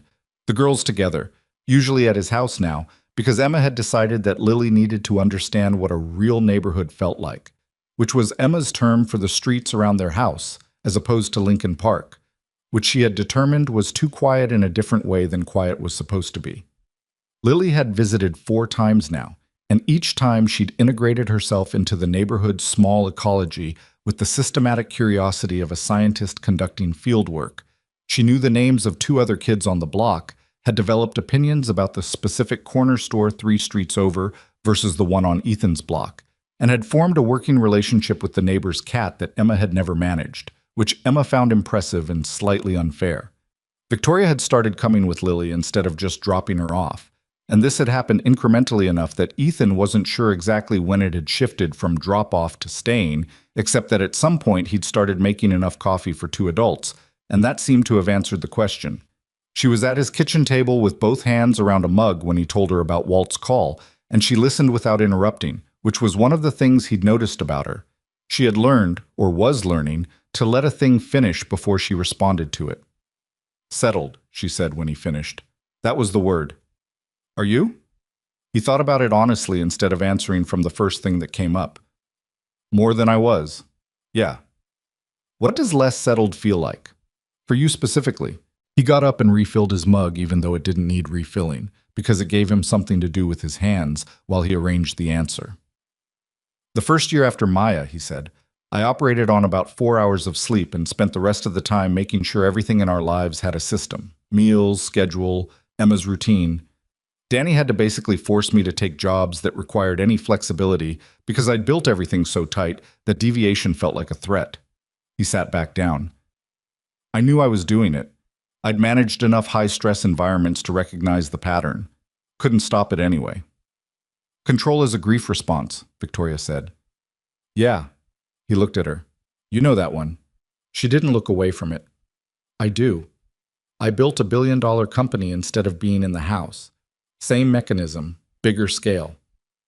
Yours was already there before Lily, he said. It escalated, she said. Yes. She set her mug down.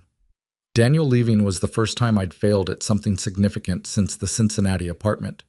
I didn't know how to process it, so I worked.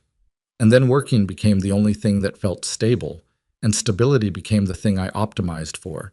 And somewhere in there, Lily became part of the optimization problem instead of the reason I was trying to be stable in the first place. It was the most direct she'd been about any of it since the coffee at Reardon's, and he heard it for what it was. Not a confession, not a request for something, just an honest accounting from someone who had done enough looking at the thing to describe it accurately. "How is she now?" he said, "compared to October." Victoria considered it. Outside, they could hear the girls, some kind of structured game in the backyard that involved periodic loud rulings from Lily and Emma's cheerful appeals of those rulings. "Different," Victoria said. "She talks in the mornings now. Before it used to be silent until she'd been up for an hour. I think the transition from sleep was hard, too much unstructured space. Now she's talking before breakfast, asking questions." She paused. "She asked me last week what I was working on. Not in a polite way. In a genuine way, like she actually wanted to know." "What did you tell her?" "I told her about the infrastructure initiative." Victoria picked her mug back up. "I'd been keeping my work fairly surface level at home. I didn't want to bring the stress of it into the house. But she asked a real question, and I gave her a real answer, and she spent 20 minutes asking follow-up questions about why infrastructure businesses were undervalued by institutional investors." A small pause. "She's 6. Emma asks me about break housing," he said. "It's different when you're not expecting it." She looked at him. "When you're used to the space between you and your child being something you're managing, rather than something that's just open." He nodded. "I've been doing the infrastructure initiative for 2 months," she said. "It started because of something you said in October, about how every problem doesn't require a strategy. Some things just need someone who makes the space feel safe. I couldn't stop thinking about it in a business context. What it looks like when capital is structured around safety and reliability instead of maximum extraction." She looked at her coffee. "Small infrastructure firms, elevator maintenance companies, hydraulic specialists, electrical contractors, they do essential work and they operate on margins that make them permanently vulnerable. A bad quarter, one equipment failure, one contract that falls through, and they're done." Ethan was looking at her. "I started building a fund structure in November," she said. "Patient capital, long investment horizons, focus on firms with strong technical expertise and leadership that actually knows the work, not just the business side." She met his eyes. "It's not a charity. It'll return. But the return timeline is 15 years instead of 3, which makes it uninteresting to most of the people I work with." "How much are you putting in?" "Initial commitment is $200 million. I have 4 limited partners so far. I want 10. He was quiet for a moment. "Victoria." "It's a real investment thesis," she said, and there was a slight edge in her voice that wasn't defensive but was making sure he understood. "I didn't build this because you fixed our elevator. I built it because you said something true about how value works, and I applied it to a market I understand. Those are different things." "I know," he said. "I was going to say it sounds right." The edge softened. "Oh. Infrastructure's been systematically underinvested for 30 years because the return horizon doesn't fit the quarterly reporting cycle," he said. "You're not discovering something new. You're just willing to operate on a different clock than most people." "Yes." She looked at him. "Your company is not one of the firms I'm targeting, in case that's a concern." "I know." I wanted to say it explicitly. "I know," he said again. Danny would have said yes and I would have said no, and we'd have had a very long conversation about it. She almost smiled. "You would have said no." "I built this specific thing," he said. "My terms, my timeline, my decisions. I'm not going to hand that to someone else's investment structure, doesn't matter whose." "That's exactly the profile I'm not targeting," she said. "You're not a scalable investment. You're a one-man and Danny operation that works because of who the one-man is." Danny would be very hurt by that characterization. "Danny is exceptional with hydraulic systems, and you know what I meant." Ethan's mouth pulled sideways in the thing that wasn't quite a smile, but that she had learned to read as the functional equivalent. January. The kind of Chicago January that reminded you the city had been built by people who either hadn't fully thought through the climate implications or had thought them through and decided they were acceptable, which amounted to the same thing. Ethan's truck required 10 minutes of idle every morning before the heater produced anything useful, and he stood in his driveway in the dark. Those mornings with his hands in his jacket pockets and watched the exhaust cloud in the streetlight and thought about nothing specific, which was the closest he got to meditation and which served roughly the same purpose. He had started to understand somewhere in November, but becoming clearer through December and into January, that something between him and Victoria had moved into a territory neither of them had named. This was not an observation that came with urgency attached to it. It was just something he noticed, the way he noticed when a cable tension reading was shifting from acceptable to needs attention. Not an emergency, but worth tracking. She had called him on a Tuesday night in early January, which was unusual because they texted more than they called, and her voice had the particular quality of someone who had been holding something at arm's length for a while and had gotten tired. "Can I ask you something personal?" she said. "Yeah." "Do you get lonely?" He was at the kitchen table again, where he seemed to be whenever anything significant happened by phone. He looked at the window. "Sometimes," he said. "What does that look like for you?" He thought about how to answer that honestly. "It looks like a Saturday night after Emma's asleep when the house is quiet, and I'm aware of the quiet in a way I'm not during the week. It looks like Danny making a joke that Maya would have found funny and me laughing and then not." He paused. "It doesn't look like anything dramatic. It's just weight that sits there." Victoria was quiet on the other end. "I ask," she said, "because I've been lonely for a long time, and I've been good at not calling it that. I called it busy. I called it focused." A pause. "Lily asked me last week if I had any friends. Not clients or colleagues. Friends. And I started to answer, and I couldn't." He didn't say anything immediately. "What did you tell her?" he said. "I told her I was working on it." "That's honest." She said, "Is Ethan your friend?" Victoria's voice was careful. "I didn't know how to answer that either." Ethan looked at his hands on the table. "What did you say?" he asked. "I said yes." A pause. Is that an accurate thing to have told her?" "Yeah," he said. "It's accurate." She breathed out. "Okay." "Victoria." "Yes." "I'm not good at this," he said. "I want to be clear about that up front. I'm better at knowing what a situation is than at knowing what to do about it." "I know," she said. "I'm not asking you to do anything about it. I just wanted to know what to tell my daughter." "Tell her yes," he said. "That part's accurate." A long pause. "All right," she said. "Good night, Ethan." "Good night." He sat at the table for a while after. He was not a man who processed things quickly. He'd accepted this about himself years ago.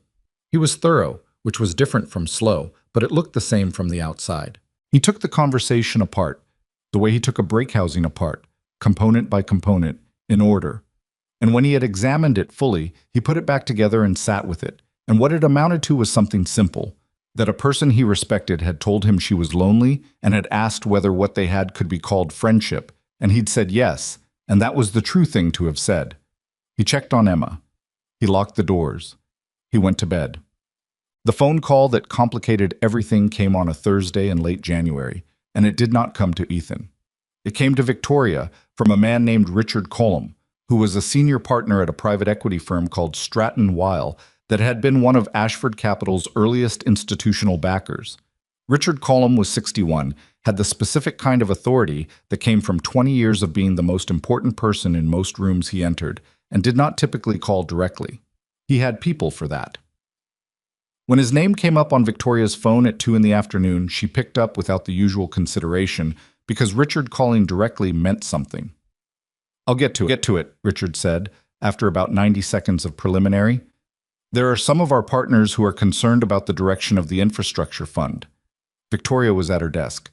She set her pen down. "What kind of concern?" "The return timeline. 15 years is outside the model we've built our LP relationships around. Our investors have expectations." "I presented the timeline to everyone who committed capital," Victoria said. "No one raised objections at the table."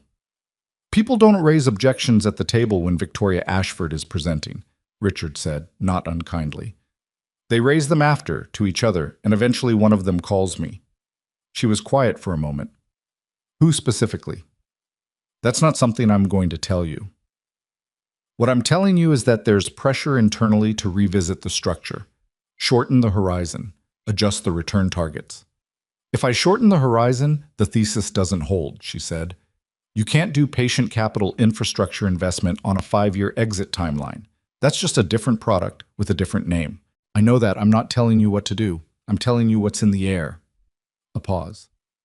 There's also been some conversation, and again, I'm relaying, not endorsing, about some of the specific firms you've been consulting. The elevator maintenance company. Victoria was very still. Cross Mechanical, Richard said. It's come up in conversation as an example of the kind of firm the fund is supposedly focused on. Some partners feel the principal has a personal connection to that company that wasn't disclosed. Cross Mechanical is not in the fund, Victoria said, and her voice was controlled in the way that required active work. I have consulted them twice on properties in my existing portfolio, which is standard practice for any operational real estate holding. There is nothing to disclose. I know that. I've looked at it. Richard paused. But the perception is there. And in this business, perception isn't fact. No. But it shapes how fact gets received. His voice was even, experienced. Victoria, I'm on your side. I've been on your side for 8 years. I'm calling because I think you should know before it becomes something official. She thanked him and ended the call and sat at her desk for a long time looking at nothing. She was not panicking. She did not panic. She had trained herself out of it the same way she'd trained herself out of most things that felt uncontrollable. She was thinking specifically and precisely about what the conversation meant and what she needed to do about it. The infrastructure fund was sound. She knew it was sound. She could defend every element of the thesis with data, and she intended to. But Richard was right that perception moved differently than fact, and the cross-mechanical thread, thin as it was, baseless as it was a thread that could be pulled, and in her experience, threads that could be pulled eventually got pulled by someone. She called Ethan that evening, not to tell him everything. She wasn't ready for that yet, and there were things she needed to sort through before she put them into words. But because she'd learned that talking to him helped her think, and she needed to think. Something came up at work, she said. Okay. Nothing critical, navigable. She paused. I might need to recuse myself from some decisions around the fund's marketing strategy in the short term.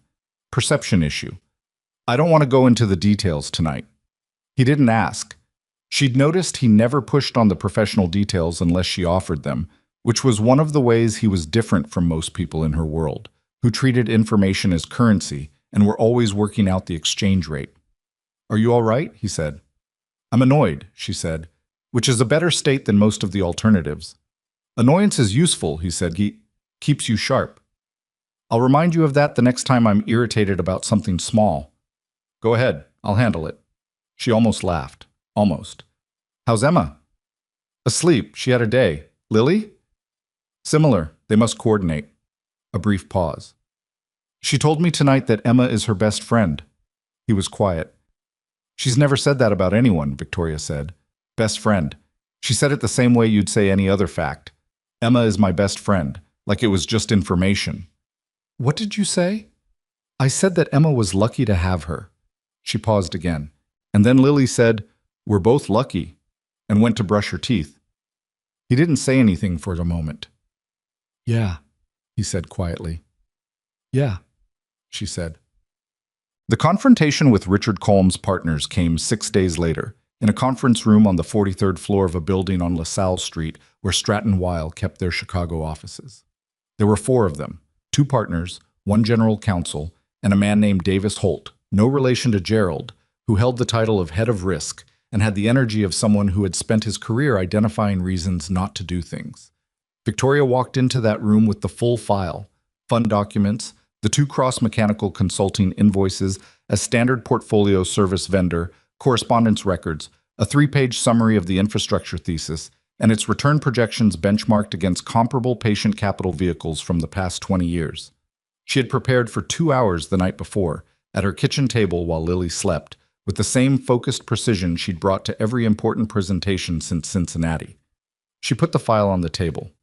Let's talk about it, she said. What followed was 70 minutes of the most precise professional conversation of her career. Not because she raised her voice or applied pressure, she did neither, but because she had prepared for every objection before it arrived and answered each one without conceding the ground beneath it. The cross-mechanical issue she addressed in 4 sentences. The consulting engagements were disclosed on the portfolio vendor register. The firm was not and had never been a fund investment candidate. The principal's personal acquaintance with the vendor was not a conflict under the fund's governance documents, and she would welcome a formal review by outside counsel if the partners felt that was warranted. Davis Holt said that might be prudent. Victoria said she'd have her legal team provide all documentation by end of week. She left the meeting with the fund intact and the timeline intact and the formal review scheduled, which was an inconvenience she could absorb and which would find nothing because there was nothing to find. She sat in the car for 10 minutes afterward. Then she called Ethan. "I need to tell you something," she said, "about why I was vague last week." She told him about the Stratton-Weil conversation, the cross-mechanical question, what she'd said in the conference room. She told him clearly and without dramatizing it, the way she had learned to present difficult things. The facts first, then the context, then the implications. He listened all the way through. "Are you in a bad position?" he said when she finished. "No, the review will clear it. There's nothing there." "Then why are you telling me?" She had thought about this question because she'd known he would ask it. "Because it involved you," she said. "Indirectly, but it did. And I don't want to be the kind of person who manages what you know about situations that involve you." A pause. "My name came up in a room I wasn't in," he said. "Yes." "In a way that was meant to raise doubt about you." "Yes." "And you handled it." "Yes." He was quiet for a moment. "Thank you for telling me." "I wasn't going to not tell you." "I know," he said. "That's why I'm thanking you." She sat in the car outside the Stratton-Weil building with the heat running and watched people move along the LaSalle Street sidewalk in the gray January cold, and thought that she had been in this city for 9 years and had never found it particularly beautiful, and that it looked different right now for reasons she wasn't going to analyze in a parking structure on a Thursday afternoon. "Victoria," Ethan said. "Still here." "Go home," he said. "You did the hard part." "I know. Emma wants to know if Lily can sleep over Friday." She laughed. Real, sudden, exactly what she needed. "I'll ask her." She drove home. The sleepover happened on Friday and lasted until Sunday afternoon because neither girl was willing to acknowledge that it had technically ended. And Ethan made pancakes Saturday morning, with both of them standing on chairs at the counter, trying to be helpful in ways that doubled the mess, but that he didn't stop because the mess was worth what it was buying, which was Lily telling Emma about the fund in terms she'd apparently reconstructed from Victoria's explanation, and Emma listening with complete seriousness, and then asking whether the cable tension gauge could be a metaphor for investment risk, which was not a sentence Ethan had expected to hear from a 6-year-old on a Saturday morning, but which, when he thought about it, was not entirely wrong. Victoria arrived Sunday at 2 to pick Lily up and stood in his kitchen doorway and looked at the scene. Both girls on the living room floor surrounded by an architecture of blankets and books, and the detritus of a weekend well used, Biscuit somehow having materialized overnight, despite the no-dog policy Ethan was apparently no longer enforcing. And her face did the thing it did sometimes, which was simply be there without a layer on it, open and tired and somewhere past the point where she was performing anything. "She's happy," Victoria said, quietly enough that only he could hear it. "Yeah," he said. "So is Emma." "I know." She looked at him then, and he looked back, and neither of them looked away. And there was nothing performed about it on either side, but just two people standing in the reality of what had been building since a concrete service corridor in September, finally letting it exist in the same room as them without calling it something it wasn't yet ready to be named. "I should get her home," Victoria said. "Okay."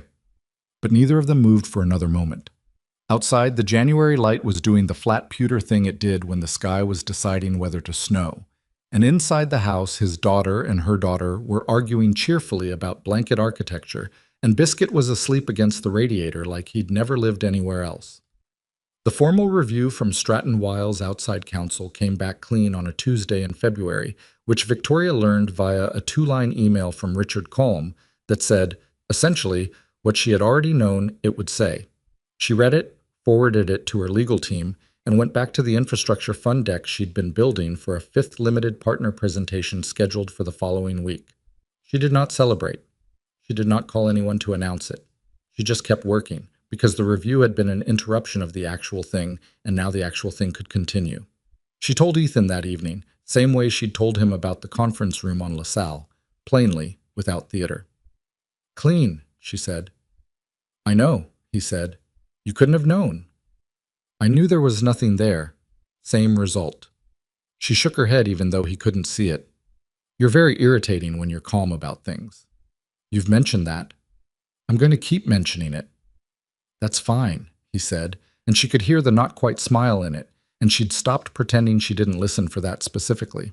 They talked for a while longer about the fifth LP presentation, about a job he had the next morning on the north side, about the fact that Emma had apparently told Lily's teacher that Lily was her sister, which the teacher had relayed to Victoria at pickup with a gentle expression that suggested she didn't quite know what to do with the information.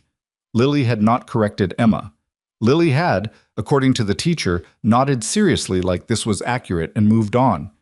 What do you want to do about that? Victoria asked. Nothing, Ethan said. Emma knows the situation. She just decided sister was the right word. Lily didn't correct her. No. Lily corrects everything, Victoria said. She corrected the museum placard. She corrected me twice this week about the counterweight percentage. I know. A pause. So she agreed with Emma, Victoria said. Seems like it. Victoria sat with that for a moment in the quiet of her home office, the February dark outside the window, the house settled and warm around her. Ethan, she said. Yeah. I don't know how to do this, she said. Whatever this is becoming, I want to be honest about that. I know how to build things professionally. I know how to manage risk and construct arguments and run a meeting. I don't know how to... She stopped. I don't know how to be in something without immediately trying to manage it. He didn't respond right away. She had learned to wait for his responses instead of filling the space, which had been one of the harder adjustments she'd made since September, and also one of the more worthwhile ones. I don't know how to be in something without checking it for structural failure, he said. Every day. Same thing. That sounds exhausting. It is. Gets quieter over time. Doesn't stop. How do you keep going anyway? The alternative is not going, he said. That's not better. She breathed out. No, it's not. Victoria. Yes. I don't need you to know how to do this, he said. I need you to be willing to be bad at it for a while. She thought about that for a long moment. I'm very bad at being bad at things, she said. I know. You know that and you're still... Yeah, he said, before she finished the sentence. She didn't say anything else for a moment. Outside her window, the February trees stood bare and black against the dark, and the city ran its constant low current underneath everything. And she sat in the middle of it and let the sentence he'd just said exist without immediately trying to categorize it. Okay, she said. Okay, he said. February moved into March. The way seasons moved in Chicago. Not cleanly, but in argument, cold days asserting themselves between warmer ones, until finally the warmth started winning more than it lost. Ethan noticed the shift the way he noticed most things, through what changed in the work. The number of freeze-related emergency calls dropped off. The spring contract cycle started early, building managers who'd spent winter deferring maintenance now clearing their backlogs before the summer construction rush hit. He and Danny picked up 4 new contracts in the second week of March, which meant they were busy in the useful way. Not scrambling, but fully occupied, the kind of workload that made the day go by with purpose. Danny had said nothing directly about Victoria since October, which was its own kind of commentary. What he had done was start occasionally mentioning, when scheduling jobs, that he could cover certain afternoon pickups or site checks if Ethan had something else going on, and he'd twice suggested they bring in a part-time third person for overflow, which was a conversation he had raised before but was now raising differently. Not as a business development suggestion, but as a practical accommodation for a life that seemed to have more in it than it had 6 months ago. Ethan had hired the part-time person in March, a young woman named Kezia, 24, who had a mechanical engineering associate's degree and the kind of natural aptitude for diagnostic work that couldn't be taught because it came from instinct more than knowledge. She was quick, and she didn't take shortcuts, and she asked the right questions. And by the end of her first 2 weeks, Danny had told Ethan, in the straightforward way Danny said things that mattered. She's good. Don't mess it up by underpaying her. Ethan had given her a salary that made her look at the offer letter twice. He didn't think of it as an expansion. He thought of it as the business becoming what it had always been capable of being, which he'd been the only thing holding back. Because holding back had felt safer than growing into something he might eventually not be able to control. He was working on that. It was slow going, but it was motion. The evening that shifted everything into a different shape happened in March, on a Friday, when both girls were at his house for what had become a standard Friday arrangement. Lily was spending more nights per week at Ethan's than at home by March, a fact that had developed organically and which Victoria had not fought because Lily slept better there and woke up easier and had stopped needing an hour of quiet in the morning before she could engage with the day. Victoria had come to pick Lily up at 7 and had found both girls asleep on the living room floor in the blanket structure that had now become a permanent installation that Ethan had stopped dismantling between visits because it took them 45 minutes to rebuild it every time, and they always rebuilt it the same way, so it was more efficient to leave it. Ethan was at the kitchen table with a job file and coffee. Victoria came into the kitchen and sat down across from him, and looked at him with the expression he'd come to recognize as the one she wore when she'd been thinking about something for a while, and had finally decided to say it. "I want to ask you something," she said. "Okay." Not a business question, not a logistical question. She folded her hands on the table. "I've been trying to figure out how to ask it for about 3 weeks." He set his pen down. "Lily asked me something last night," Victoria said. "She asked me why she had a room at your house." Ethan was still. "She has the corner of Emma's room with the camping mattress and the reading lamp," Victoria said. "Emma moved her bookshelf to make space. Lily noticed it. She asked me what it meant." She met his eyes. "I didn't know what to tell her." He sat back in his chair slightly, outside the window. The March night was doing the particular thing March nights did in Chicago.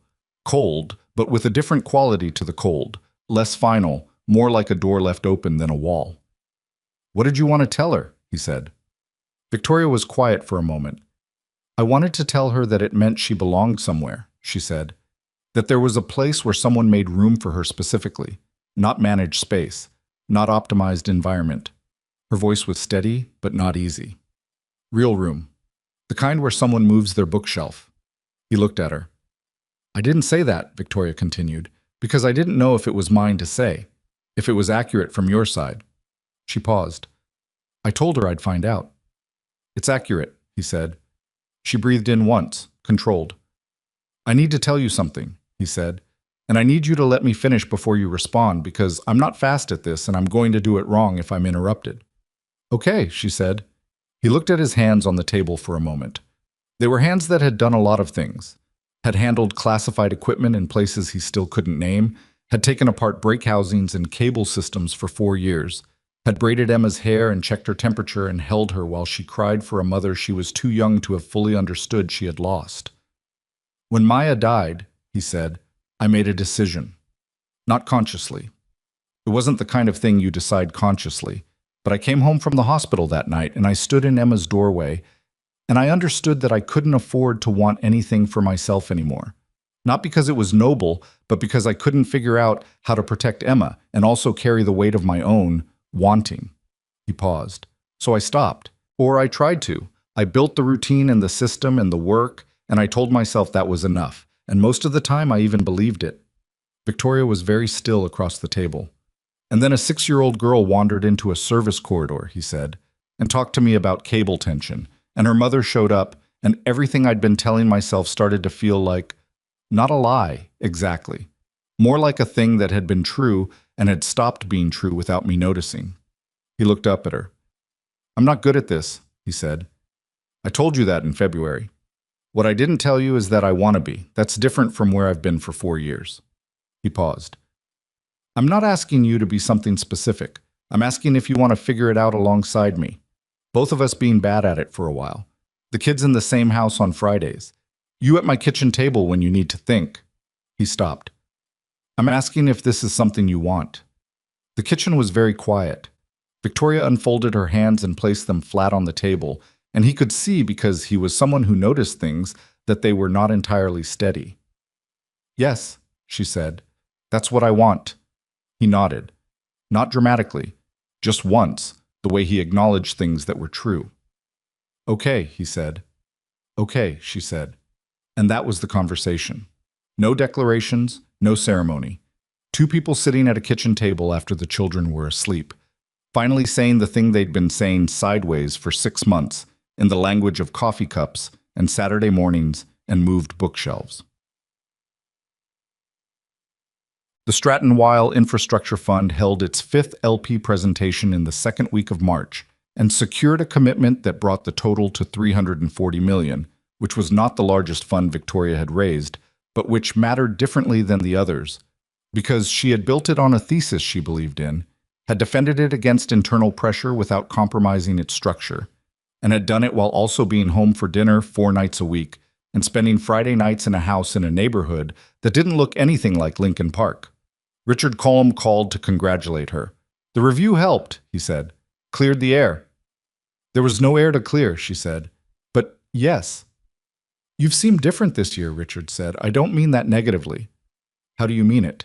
"Less pressurized," he said. "Like you're still running hard, but you've chosen the direction instead of just running."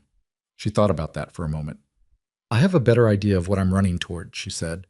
Richard seemed to find this sufficient and moved on to other things. And after the call, she sat at her desk and looked out at the Chicago March skyline and thought about a cable tension gauge being turned over in small, careful hands, and about the way Lily had asked what it meant that she had a room in someone else's house, and about the answer she'd gone home and given, that it meant someone had made space for her because they wanted her there, not because it was the right developmental strategy, not because the research supported it, because they wanted her there. Lily had considered this. "Like how Emma moved this bookshelf," she said. "Yes," Victoria said, "exactly like that." Lily had nodded, with the nod that meant a thing had been filed accurately and gone back to whatever she'd been reading. And Victoria had stood in her daughter's doorway and watched her, and felt something that she didn't have a precise word for. Not happiness exactly, because happiness was too simple and too surface for it. Something more like the sensation of a structure settling, of weight being distributed the way it was supposed to be distributed, so that what had felt precarious for a long time finally felt like it would hold.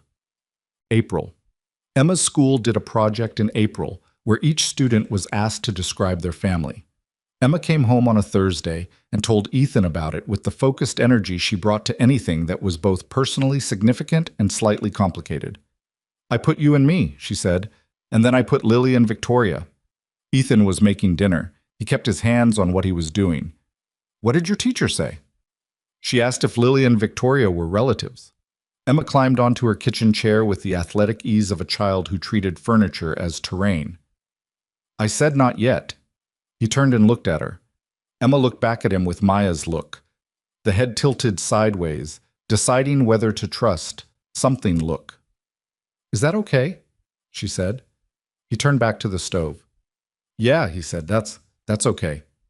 Emma picked up her fork and waited for dinner. "Lily said the same thing when her teacher asked," she said, in the tone of someone reporting a fact that confirmed a hypothesis. "What did Lily say?" "Not yet." He kept his back to her for a moment because he needed the moment. "They must coordinate," he said, which was what Victoria had said in February. And Emma laughed the way she laughed when she caught a reference she recognized, bright and quick. And the kitchen smelled like garlic, and the radiator ticked against the wall. And outside, the April evening was finally, genuinely warm. Lily's second session with a new therapist, a woman named Dr. Anaya Marsh, who had been recommended by Lily's school counselor and who Victoria had almost not called because she was tired of the cycle of hoping and adjusting and starting over. That second session ended with Dr. Marsh coming into the waiting room with a calm expression and telling Victoria that Lily had spent 40 minutes talking about elevator mechanics, cable tension, and a dog named Biscuit, and that she was quite possibly the most verbally sophisticated 6-year-old she had worked with, and that she thought they could do good work together. Victoria called Ethan from the parking lot. "She talked for 40 minutes, she said. "About what?" "Elevators, Biscuit, counterweights." A pause. "You, mostly, in the way that kids talk about someone who's become part of how they understand things." He was quiet. "Dr. Marsh said she's sophisticated," Victoria said. "She said it the way people say it when they mean it, and not just as a reassurance." "She is," he said. "She was always going to be. She just needed to trust that the room was safe enough." "Ethan." "Yeah." "Thank you," she said. I know you're going to say you didn't do anything. I was going to say I sat on a dirty floor. That's what I'm thanking you for." He didn't answer for a moment. She could hear his breathing and the sound of whatever street he was on, and the ordinary noise of the city around him. "Come to dinner tonight," he said. "Both of you. Emma's been asking about the cable tension gauge project she wants to do with Lily, and I'm not going to be able to explain to her why we're waiting much longer." "What cable tension gauge project?" "I don't know yet. She described it for 20 minutes on Wednesday, and I followed about half of it." Victoria was laughing before she could decide whether to. Real laughing, in a parking lot outside a therapist's office in April, with the warm air moving through her open car window. "Okay," she said. "We'll be there at 6. I'll make enough food." "You always make enough food." "Because you always stay longer than you plan to." She stopped laughing but kept smiling. "Is that a complaint?" "No," he said. "It's just true." They came at 6 and stayed until 9:30, which was longer than planned, which was usual. The cable tension gauge project turned out to involve a rope, 2 kitchen chairs, a postal scale that Emma had apparently located in the back of a closet, and a theory about load distribution that Lily had apparently been developing for 2 weeks, based on what she remembered from the service corridor in the museum and every subsequent conversation in which Ethan had mentioned anything structural. The theory was mostly right. Ethan sat on the kitchen floor and watched them test it, offering corrections when asked and staying quiet when not. And Victoria sat at the table with her coffee and watched all 3 of them, and the evening had the quality that good evenings had. Not perfect, just full, with the texture of real things in it. Emma argued with Lily about the chair placement. Lily overruled her using math that Emma couldn't immediately counter. Emma appealed to Ethan. Ethan said Lily was right. Emma accepted this with a dramatic sigh and moved the chair. "You always take her side," Emma said. "I take the side that's correct," he said. "Lily's side is always correct." "Then I always take the correct side." Emma considered this, decided it was technically true, and went back to the experiment. Lily caught Victoria's eye from across the room and gave her a look that was fully aware of what had just happened. The look of a child who understood the dynamics of the room she was in and found them satisfactory. Victoria raised her coffee mug slightly, like a small toast, and Lily's mouth pulled up at one corner and she turned back to the rope and the postal scale and the kitchen chair. After the girls were in bed, Emma in her room, Lily on the camping mattress under the reading lamp that had become hers in everything but official designation, Ethan and Victoria sat at the kitchen table with the last of the coffee and the quiet of a house that had children sleeping in it, which was a particular kind of quiet, weighted, and warm. "I've been thinking about something," Victoria said. "Okay." "The Lincoln Park house is large for 2 people, she said. "It made sense when I bought it. I was building a life that was going to have more in it, I thought. And then it was just Lily and me, and it was too large, and I stopped noticing because I was working." She turned her coffee mug slightly. "I've been thinking about whether it makes sense to stay there." He looked at her. "I'm not saying anything specific," she said. "I'm saying I've been thinking about it." "Where have you been thinking about moving to?" She met his eyes. "This neighborhood, maybe." He held her gaze. "It's a good neighborhood," he said. "I know. You've mentioned it." Emma would have opinions about the specific house. I would expect nothing less. Lily would want to be within Biscuit walking distance of this block. Biscuit has somehow become our dog despite never living with us, so that's appropriate. He looked at his coffee. "You don't have to figure it out tonight," he said. "I know. But when you're ready to look, I know which blocks are better." She nodded slowly. "Because you know this neighborhood. Because I've been here 4 years, and I know which streets the city plows first, and which landlords actually fix things, and where Emma is allowed to ride her bike unsupervised, and where she isn't." Victoria looked at him for a long moment, at the hands on the table and the face that was 37 years old, and had been through things she knew only in outline and which had made him into something specific and hard to describe. Not hard, not damaged, just formed. Shaped by what had happened to him in the way that people were shaped when they didn't let the hard things make them smaller. "You're a good father," she said. He looked up. "I'm not saying it to be nice," she said. "I mean it as a precise observation. Emma is who she is because of how you've been with her. That's a real thing you've done." He was quiet for a moment. "I've made mistakes," he said. "I know. I'm not saying you're perfect. I'm saying you're good." She held his gaze. "There's a difference. You know that." He did know that.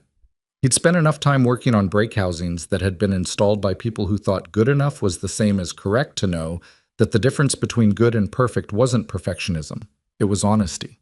The willingness to check your work and acknowledge what needed adjusting and keep going. "You're a good mother," he said. Same terms, not perfect, good. She didn't deflect it or argue with it, which was new. She took it in and nodded once, and he could see that she was genuinely receiving it rather than waiting for the right moment to redirect. "We're both getting better at it," she said. "Yeah. Together, apparently." "Apparently." She smiled at that.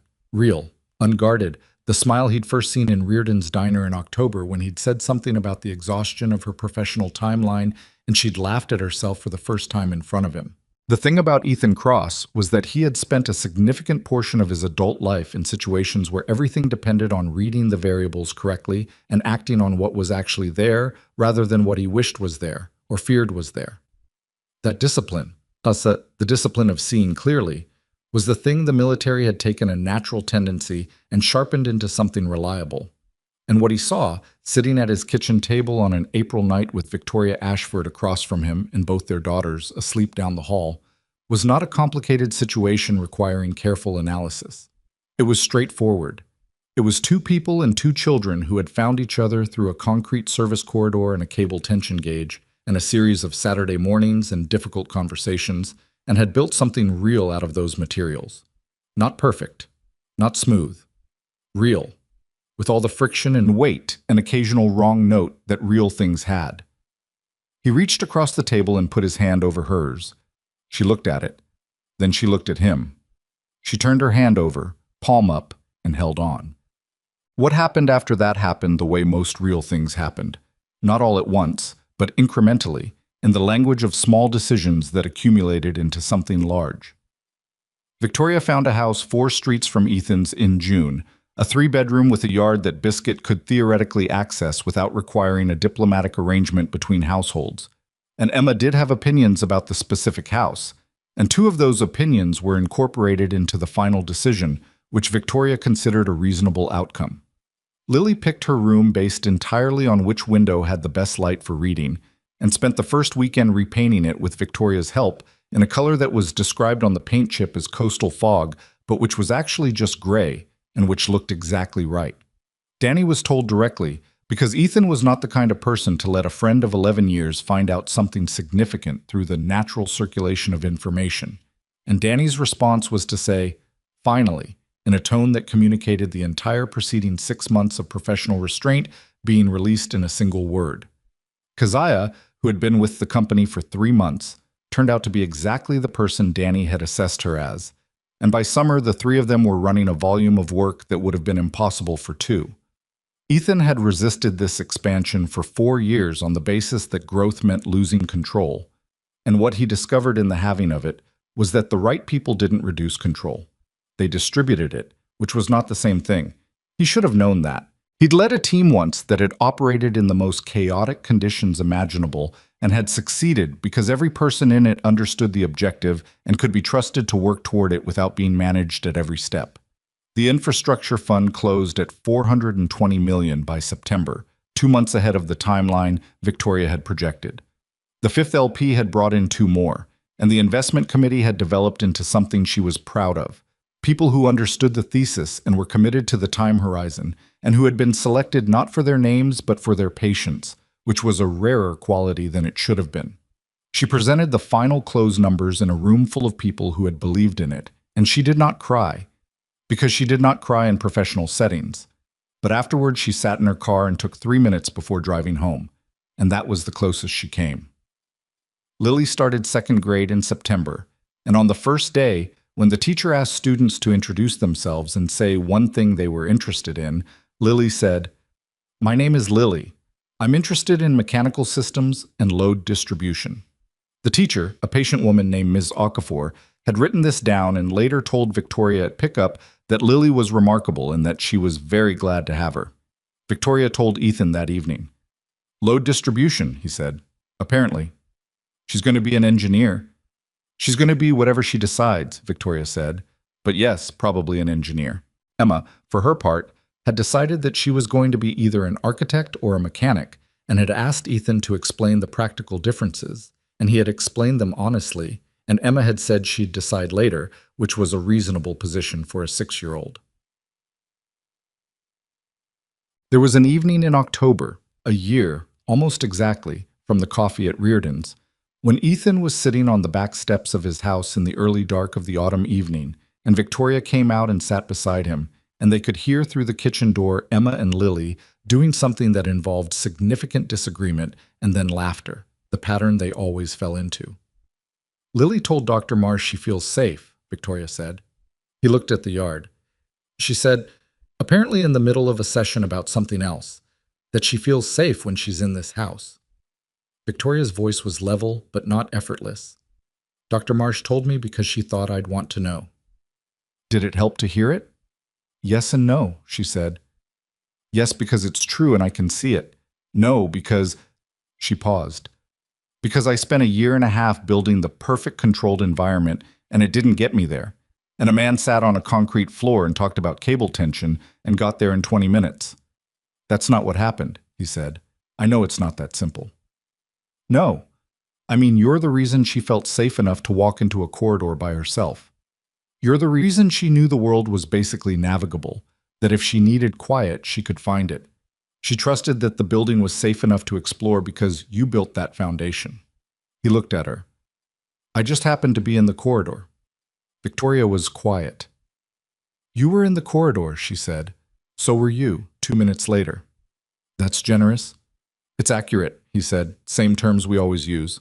She leaned against him, not dramatically, just shifted her weight so that her shoulder was against his arm, the uncomplicated physical shorthand of two people who had gotten past the point of performing proximity. He didn't move. He just let it be what it was.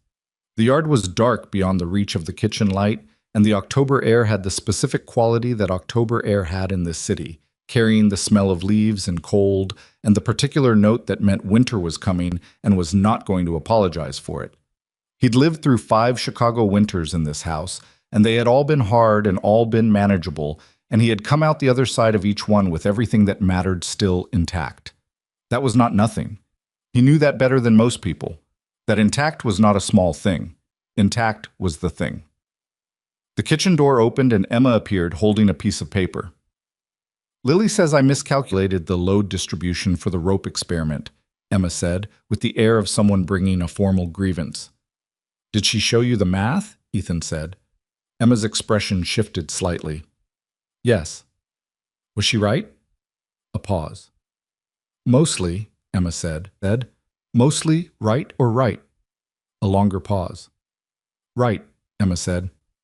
Okay. Emma looked at them both for a moment, at her father on the steps and at Victoria beside him, with the assessing look she'd had since she was old enough to notice the world arranging itself around her. Are you coming in soon? She said. Yeah, Ethan said. Give us a few minutes. Emma nodded and went back inside, and they heard her say to Lily, in the kitchen, Fine, you were right, but only because Ethan said so. And Lily's response, I was right before Ethan said so. And Emma, that's not how being right works. And Lily, yes it is. And the sound of the argument cycling back into something that would eventually become laughter, the way all their arguments did. Ethan felt Victoria's shoulders move against him. She was laughing quietly, contained, her whole body in on it.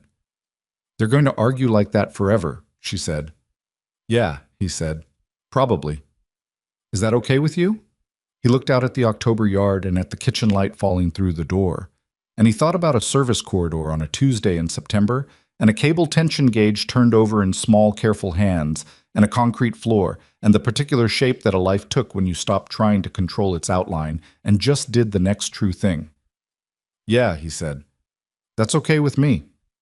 They sat there a while longer, the two of them, while inside the house the girls argued about math with the cheerful ferocity of people who were completely comfortable disagreeing with each other, which was its own kind of love. The kind that didn't require agreement, only presence, only the willingness to stay in the room and keep talking. That was what it came down to finally, not the billion-dollar fund or the classified missions or the controlled environments or the perfect approaches. Not the grief managed correctly or the career built without compromise or the developmental strategies applied with precision. What it came down to was a concrete floor and enough quiet to let someone speak, and the understanding, hard won, differently arrived at, but shared, That the people worth keeping were the ones who showed up and stayed and didn't make you perform anything to earn the right to the room. Both of them had taken a long time to understand that. Both of them were, finally,